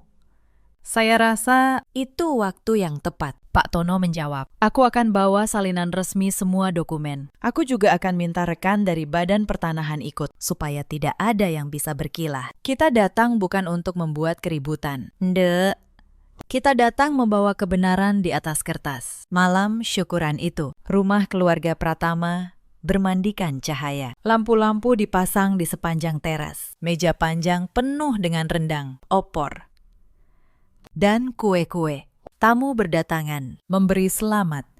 Bu Sukmawati mengenakan kebaya terbaiknya, berkeliling menyapa tamu dengan wajah berseri. Wulan sibuk berfoto. Reza berdiri di tengah ruangan, dengan Ratih di sisinya, menyambut tamu seolah mereka pasangan yang baru saja memenangkan hidup. Di tengah keramaian itulah, tepat ketika Bu Sukmawati mengangkat gelas untuk berpidato, pintu pagar terbuka. Saya masuk. Di belakang saya, Pak Tono dengan map kulit hitamnya dan seorang pegawai Badan Pertanahan berseragam rapi. Suasana langsung berubah. Tawa berhenti. Tamu-tamu saling pandang. Bu Sukmawati menurunkan gelasnya. Wajahnya berubah masam. Mau apa kamu kesini? Tanyanya tajam. Sudah bukan keluarga, masih berani datang. Saya tersenyum tenang. Saya datang justru karena ada urusan keluarga. Soal tanah pondok yang sedang kalian rayakan ini. Reza melangkah maju. Wajahnya gusar. Nin, jangan bikin malu. Tanah ini sudah jelas. Pulanglah. Pak Tono maju selangkah. Suaranya berwibawa memenuhi ruangan. Maaf, saya Tono, notaris. Saya rasa ada baiknya semua yang hadir mendengar ini, karena banyak dari Bapak dan Ibu di sini. Saya dengar. Diundang untuk merayakan tanah yang sebentar lagi akan dibangun. Saya membuka map saya. Lembar pertama saya angkat tinggi-tinggi agar terlihat semua. Ini, kata saya. Sertifikat hak milik tanah pondok. Tolong dibaca. Atas nama siapa? Seorang kerabat yang berdiri dekat mencondongkan badan, membaca. Lalu bergumam. Anindya Larasati. Hening sejenak. Lalu, bisik-bisik mulai menyebar. Bu Sukmawati merebut kertas itu dari pandangan. Matanya membaca cepat. Wajahnya yang tadi berseri, perlahan memucat. Ini pasti palsu, katanya. Suaranya mulai goyah. Pegawai Badan Pertanahan angkat bicara dengan tenang. Mohon maaf, Bu, sertifikat ini terdaftar resmi di sistem kami. Tanah pondok dengan nomor bidang ini sah atas nama Ibu Anindya Larasati sejak akta hibah dari almarhum Bapak Suryo. Tidak ada pelepasan, tidak ada peralihan ke pihak lain. Kami sudah memverifikasi sebelum datang. Wulan melompat berdiri. Tidak mungkin. Itu warisan bapak kami. Saya punya suratnya. Saya mengeluarkan kertas kedua. Maksud kamu surat ini? Wulan. Saya angkat peta bidang palsu yang dulu dia berikan ke kamar saya. Surat tanpa nomor sertifikat. Tanpa stempel, Badan Pertanahan. Hanya tanda tangan kepala dusun. Bapak dari Pertanahan. Tolong dijelaskan. Dokumen seperti ini sah atau tidak? Pegawai itu melihat sekilas, lalu menggeleng. Ini bukan dokumen yang sah. Bahkan, membuat dokumen tanah palsu untuk mengklaim hak orang lain bisa masuk ranah pidana pemalsuan. Wajah Wulan langsung kehilangan warna. Dia mundur, terduduk di kursi. Saya belum selesai. Saya menatap Reza, suami saya, yang berdiri kaku. Dan ini, kata saya, mengeluarkan lembar ketiga, draft perjanjian jual beli sebagian tanah pondok kepada pengembang. Ditandatangani siapa? Reza Pratama, suami saya, menjual tanah yang bukan miliknya tanpa sepengetahuan pemilik sah. Mas Reza, kamu menjual tanah saya di belakang saya. Tamu-tamu mulai berbisik makin keras. Beberapa menggeleng. Wajah Reza memerah, lalu memutih. Dia membuka mulut, tetapi tidak ada kata yang keluar. Bu Sukmawati mencoba menyelamatkan keadaan. Anindya, ini kan masih keluarga. Bisa dibicarakan baik-baik. Tidak usah dibesar-besarkan di depan tamu. Saya menatapnya. Untuk pertama kalinya dalam 7 tahun. Saya menatap matanya tanpa menunduk. Bu, kata saya pelan. Selama 7 tahun saya menunduk di meja makan ini. Saya ditertawakan karena masakan saya. Saya disindir karena tidak punya anak laki-laki. Saya disebut menantu yang cuma numpang. Malam itu, koper saya kalian lempar ke teras. Sekarang saya tanya, siapa yang sebenarnya numpang di tanah ini? Tidak ada yang menjawab. Ruangan itu sunyi. Lalu saya berpaling kepada Ratih, sahabat saya, perempuan yang dulu menggendong anak saya. Dan kamu, Ratih, kata saya. Suara saya tidak meninggi, tetapi setiap kata terasa berat. Kamu yang saya anggap saudara. Kamu menulis bahwa saya lugu, bahwa saya tidak akan curiga apa-apa. Saya mengeluarkan ponsel saya, menunjukkan tangkapan layar pesan itu. Saya simpan semuanya. Ratih, termasuk rencana kalian menyingkirkan saya untuk tanah ini. Ratih menutup wajahnya dengan kedua tangan. Beberapa tamu yang mengenalnya menatapnya dengan jijik. Pak Tono menutup dengan suara tenang yang final. Jadi begini, tanah ini milik Ibu Anindya. Rencana pembangunan apapun di atasnya batal demi hukum. Draft jual beli itu kami tahan sebagai bukti. Dan jika ada upaya lebih lanjut untuk mengklaim, memalsukan, atau menjual tanah ini, kami akan menempuh jalur hukum. Saya sarankan malam ini. Syukuran ini diakhiri. Satu persatu tamu mulai pamit dengan wajah canggung. Beberapa berbisik sambil melirik keluarga Pratama. Kemegahan yang mereka bangun malam itu runtuh dalam hitungan menit. Saya melipat dokumen saya, memasukkannya kembali ke dalam map. Saya tidak berteriak. Saya tidak menangis. Saya hanya berkata sebelum berbalik pergi. Kakek saya pernah berpesan, jangan pernah melepas apa yang menjadi hakmu. Hari ini, saya tidak melepasnya. Lalu, saya keluar menembus malam. Dengan kepala tegak. Tetapi cerita ini belum benar-benar selesai malam itu. Karma tidak datang sekaligus. Ia datang perlahan. Lapis demi lapis. Kepada setiap orang yang pernah merasa berhak meninjak saya. Hari-hari setelah syukuran yang gagal itu, kabar menyebar cepat di kampung. Orang-orang yang dulu memuji keluarga Pratama, kini berbisik-bisik di belakang mereka. Cerita tentang keluarga yang merayakan tanah yang ternyata bukan milik mereka, menjadi bahan pembicaraan di warung, di pengajian. Di mana-mana. Bu Sukmawati yang selama ini bangga dengan kehormatannya, kini menghindari keluar rumah. Kehormatan yang dia jaga mati-matian selama puluhan tahun, runtuh dalam satu malam yang dia sendiri rancang. Reza datang ke rumah ibu saya beberapa hari kemudian. Dia berdiri di pintu, kuyu. Tidak lagi seperti pria yang dipuji tetangga. Dia mencoba bicara. Nin, kita bisa bicarakan ini baik-baik. Demi Kayla. Demi keluarga kita. Saya menatapnya dari balik pintu. Keluarga kita. Mas, keluarga itu kamu hancurkan sendiri. Jauh sebelum malam syukuran itu. Saat kamu diam setiap kali ibumu menghina saya. Saat kamu menjual tanah saya di belakang saya. Saat kamu membawa Ratih ke rumah kita. Kamu tidak punya hak menyebut kata keluarga di depan saya. Dia menunduk. Aku hilaf. Min, hilaf itu sekali, kata saya. Yang kamu lakukan berbulan-bulan. Itu bukan hilaf. Itu pilihan. Saya menutup pintu pelan. Tidak dengan membanting, karena saya tidak lagi punya kemarahan yang perlu saya buang kepadanya. Saya hanya tidak punya apapun lagi untuk dia. Soal Kayla, kebenaran berpihak kepada saya. Karena saya yang memiliki tempat tinggal yang sah, penghasilan yang tetap, dan rekam jejak sebagai ibu yang merawatnya sehari-hari. Hak asuh Kayla jatuh ke tangan saya. Reza hanya diberi hak menjenguk. Ironisnya, pria yang dulu bilang, Kayla harus tinggal bersamanya. Kini jarang datang menjenguk. Mungkin karena malu. Mungkin karena memang anak itu tidak pernah benar-benar jadi prioritasnya. Ratih menghilang dari kehidupan saya sepenuhnya. Hubungannya dengan Reza, yang dibangun di atas pengkhianatan, tidak bertahan lama. Konon, setelah tanah itu terbukti bukan milik Reza, dan setelah Reza tidak lagi punya apa-apa untuk ditawarkan, Ratih pergi begitu saja. Saya tidak merasa puas mendengarnya. Saya hanya merasa, beginilah hubungan yang dibangun di atas keserakahan. Ia runtuh begitu. Yang diperebutkan lenyap. Wulan, yang membuat dokumen palsu itu, sempat ketakutan akan dilaporkan ke polisi. Dia datang menemui saya, menangis. Memohon agar tidak diperkarakan. Saya menatapnya lama.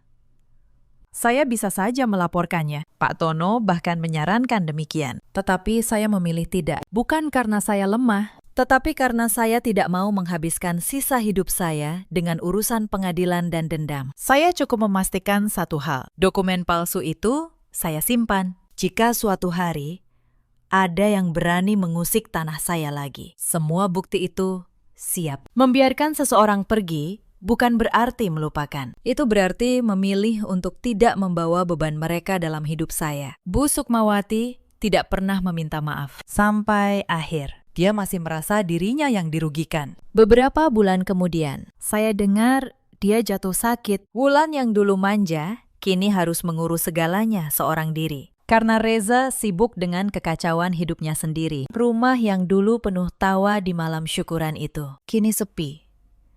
Saya tidak datang.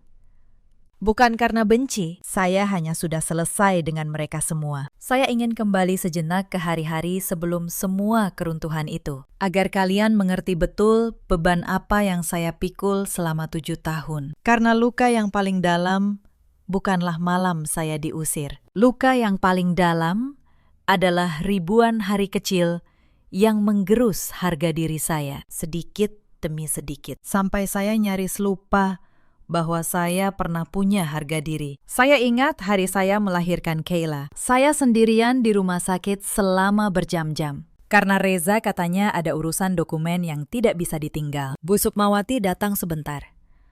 Melihat bayi perempuan saya, lalu berkata, "Perempuan, ya. Ya sudah, mudah-mudahan yang berikutnya laki-laki." Itu kalimat pertama yang dia ucapkan saat melihat cucunya yang baru lahir. Bukan ucapan syukur, bukan doa untuk kesehatan, hanya kekecewaan yang dibungkus harapan. Saya memeluk Kayla erat-erat malam itu dan berjanji dalam hati, anak saya tidak akan pernah merasa kurang berharga hanya karena dia perempuan. Tidak akan pernah. Saya ingat hari ulang tahun pernikahan kami yang kelima. Saya memasak sepanjang sore, menyiapkan meja, berharap setidaknya malam itu kami bisa menjadi keluarga yang biasa. Reza pulang larut bersama ibunya dan Wulan, membawa rombongan tamu dadakan. Tidak ada ucapan selamat, tidak ada yang ingat. Bu Sukmawati malah mengomel karena saya tidak memasak cukup banyak untuk tamu yang tidak saya undang. Malam itu saya makan sisa di dapur sendirian. Setelah semua orang tidur, saya tidak menangis. Saya hanya merasa sangat lelah. Saya ingat bagaimana setiap gaji saya selalu ditanya, bukan oleh Reza saja, tetapi oleh ibunya. "Gaji kamu berapa?" "Sih, kok rumah tangga begini-begini saja?" Padahal sebagian besar pengeluaran rumah itu saya yang tutupi diam-diam. Pajak tanah pondok pun saya yang bayar tahun demi tahun, tanpa pernah saya sebut. Karena saya tahu itu kewajiban saya sebagai pemilik sah. Mereka menikmati segalanya dan tetap menganggap saya beban yang paling menyakitkan. Reza tidak pernah sekalipun membela saya. Saya pernah berkata kepadanya di kamar dengan suara yang sudah lelah, "Mas, sekali saja, bisa nggak kamu bela aku di depan ibumu?" Dia menjawab tanpa menoleh, "Sudahlah, Nin. Ibu kan sudah tua, nyalah saja." Selalu kata itu, "Nyalah." Seolah harga diri saya adalah sesuatu yang bisa terus-menerus saya korbankan demi kedamaian semu. Saya mengalah begitu lama, sampai saya hampir kehilangan diri saya sendiri. Saya menjadi perempuan yang menunduk, yang meminta maaf untuk hal yang bukan salahnya, yang tersenyum saat hatinya hancur. Dan keluarga itu, semakin saya mengalah, semakin mereka yakin bahwa saya memang tidak punya nilai apa-apa. Itulah sebabnya, ketika kebenaran akhirnya terbongkar, saya tidak merasa menang.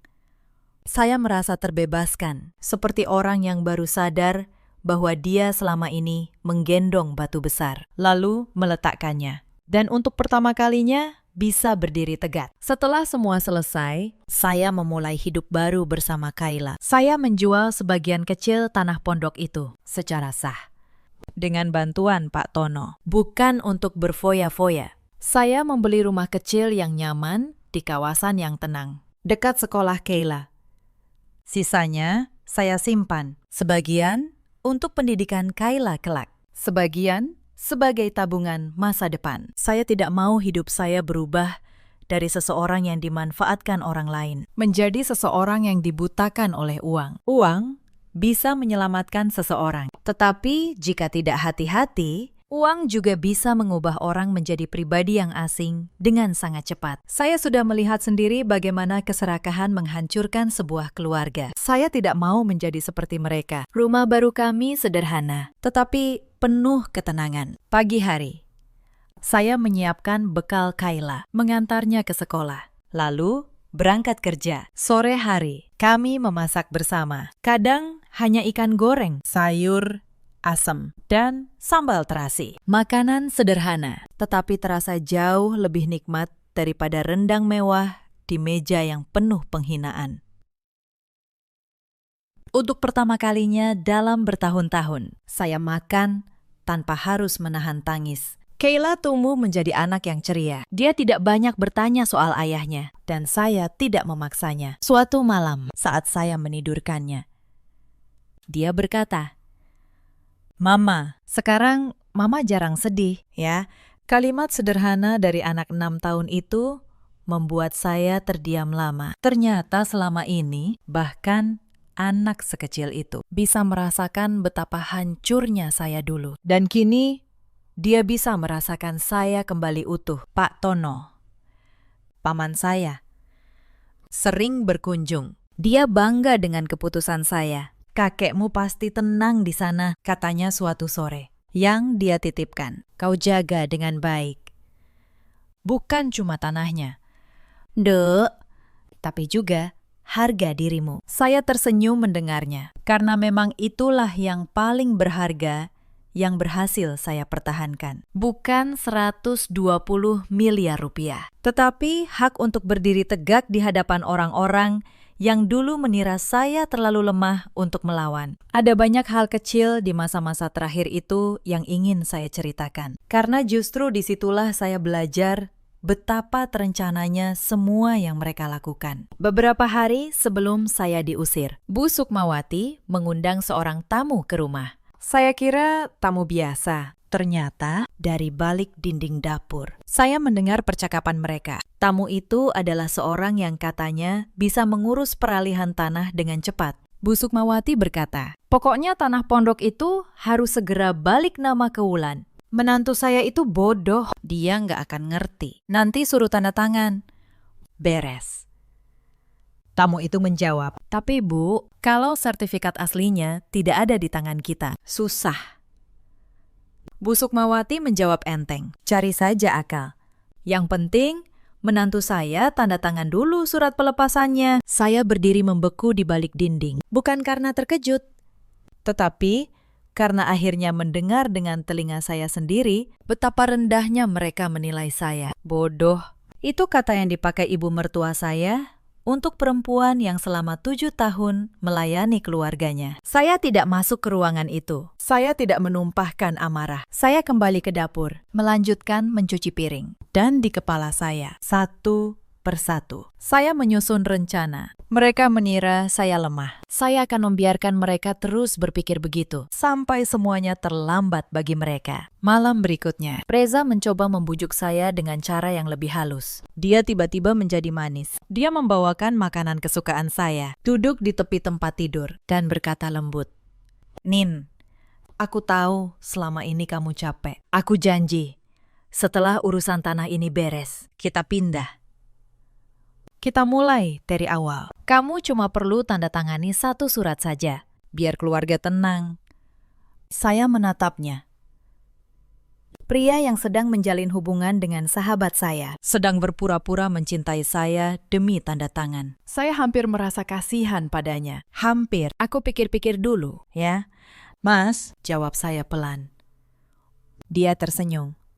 Mengira saya mulai luluh. Dia tidak tahu bahwa malam itu saya sudah menyalin pesan-pesannya dengan Ratih. Dia tidak tahu bahwa setiap kemanisan palsunya hanya menambah 1 bukti lagi di folder saya. Saya juga ingat saat Wulan, beberapa hari sebelum pengusiran, dengan percaya diri sudah mulai mengukur-ukur ruangan di rumah. Dia berkata kepada temannya melalui telepon, cukup keras agar saya dengar. Iya, sebentar lagi tanah pondok jadi punya keluarga kami. Aku mau bangun butik di situ. Si menantu itu mau diusir kok. Dia nggak punya apa-apa. Dia tertawa. Saya mendengar semua itu sambil melipat baju Kayla. Saya hanya tersenyum kecil. Silahkan, batin saya.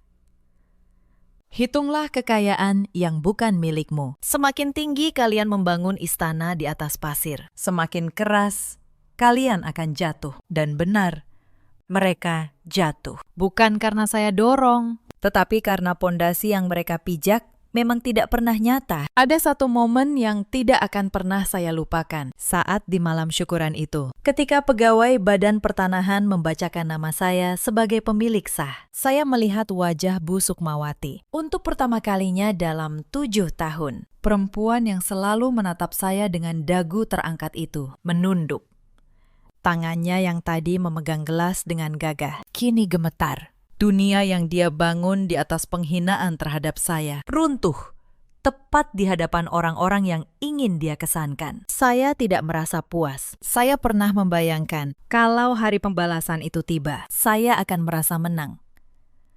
Mungkin akan tertawa. Ternyata tidak. Saya hanya merasa sedih yang aneh. Sedih karena 7 tahun hidup saya dihabiskan untuk orang-orang yang tidak pernah menganggap saya berharga. Sedih karena cinta dan kepercayaan yang saya berikan dibalas dengan rencana untuk menyingkirkan saya. Tetapi di balik kesedihan itu, ada kelegaan yang dalam, karena akhirnya saya bebas.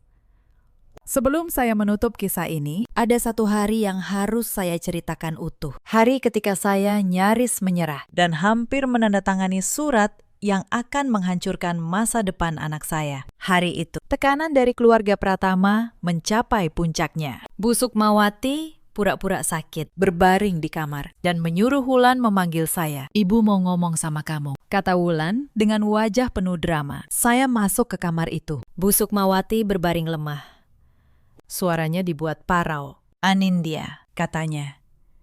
"Ibu sudah tua. Ibu cuma mau melihat keluarga ini damai sebelum ibu menyusul bapakmu. Kamu tanda tangani surat itu, ya? Demi ketenangan ibu. Apa susahnya buat kamu? Toh kamu memang gak punya hak apa-apa atas tanah itu." Reza berdiri di samping, menambahkan. "Iya, Nin." "Kasihan ibu, tanda tangan saja." Saya berdiri di sana, memegang pena yang disodorkan Wulan dengan surat pelepasan di atas meja. Sejujurnya, saat itu, ada bagian dalam diri saya yang lelah. Bagian yang berkata, "Sudahlah, tanda tangani saja, supaya semua ini berhenti." Bagian yang sudah terlalu lama terbiasa mengalah. Tetapi saat pena itu hampir menyentuh kertas, saya teringat dua hal. Pertama, suara kakek saya. "Jangan pernah tanda tangan apapun tanpa berpikir." Kedua, wajah Kayla, anak saya, yang masa depannya ada di atas tanah ini. Saya meletakkan pena itu kembali. Saya berkata, "Maaf, Bu, saya tidak bisa tanda tangani surat yang tidak saya mengerti sepenuhnya. Saya mau konsultasi dulu." Wajah Bu Sukmawati yang tadi pura-pura lemah seketika berubah keras. "Konsultasi apa? Kamu nggak percaya sama keluarga sendiri?" Suaranya tidak lagi parau. Sandiwara sakitnya runtuh dalam sekejap. Saat itulah saya benar-benar yakin. Mereka tidak pernah menganggap saya keluarga. Mereka hanya menganggap saya hambatan yang harus disingkirkan dengan secari kertas. Saya keluar dari kamar itu dengan tangan yang masih gemetar, tetapi dengan keyakinan yang jauh lebih kuat. Hampir saja saya menyerahkan segalanya karena rasa lelah dan kasihan yang dimanipulasi. Sejak hari itu, saya tidak pernah lagi ragu. Dan tentang Mbak Asih, perempuan baik yang memberitahu saya kebenaran. Saya tidak melupakannya. Dialah satu-satunya orang di rumah itu yang masih punya nurani. Dia mempertaruhkan pekerjaannya untuk membisikkan kebenaran kepada saya. Setelah semuanya selesai, ketika Mbak Asih akhirnya berhenti bekerja dari keluarga Pratama, karena rumah itu tak lagi mampu menggajinya, saya menawarinya pekerjaan, bukan sebagai pembantu, tetapi sebagai orang yang membantu menjaga Kayla saat saya bekerja, dengan upah yang layak dan rasa hormat yang pantas dia terima. Dia menangis saat saya menawarinya. "Bu Anin baik sekali," katanya. Saya menjawab, "Mbak yang baik.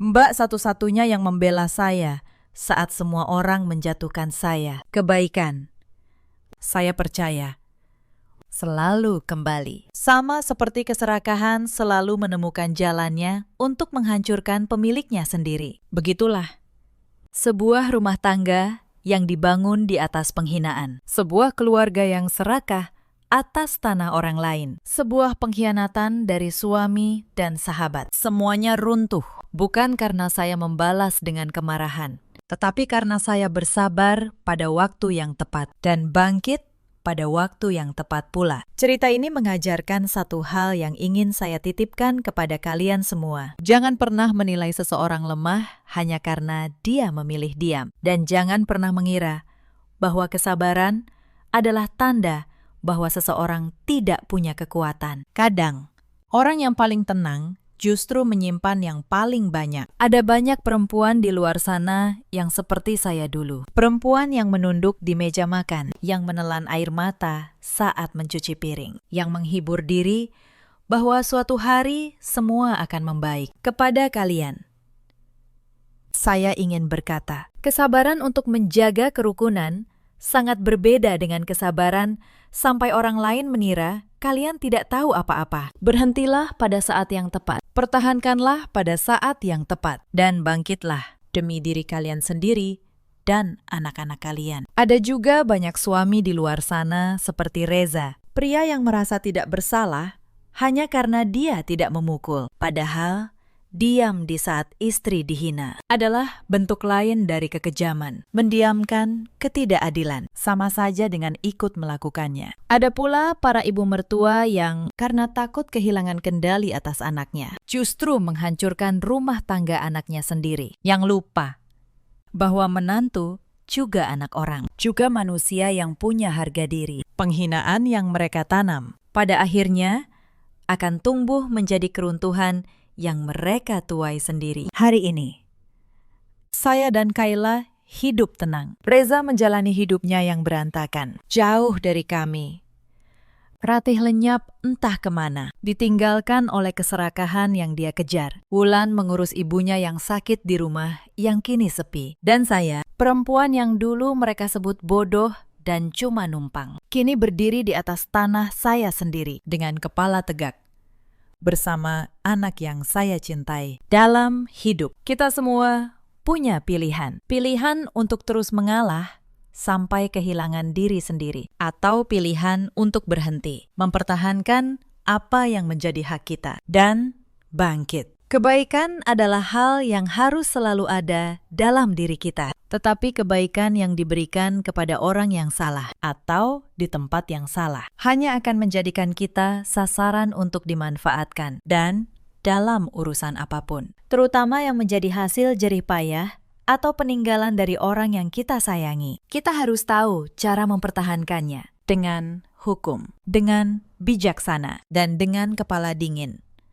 Itulah kisah saya. Terima kasih sudah menemani sampai akhir. Jika cerita ini menyentuh hati kalian, atau jika kalian pernah merasakan hal serupa, ceritakanlah kisah kalian di kolom komentar. Mari kita saling menguatkan. Jangan lupa tekan tombol suka dan subscribe, agar kita bisa kembali merenungkan kisah-kisah kehidupan lainnya. Sampai jumpa di cerita berikutnya.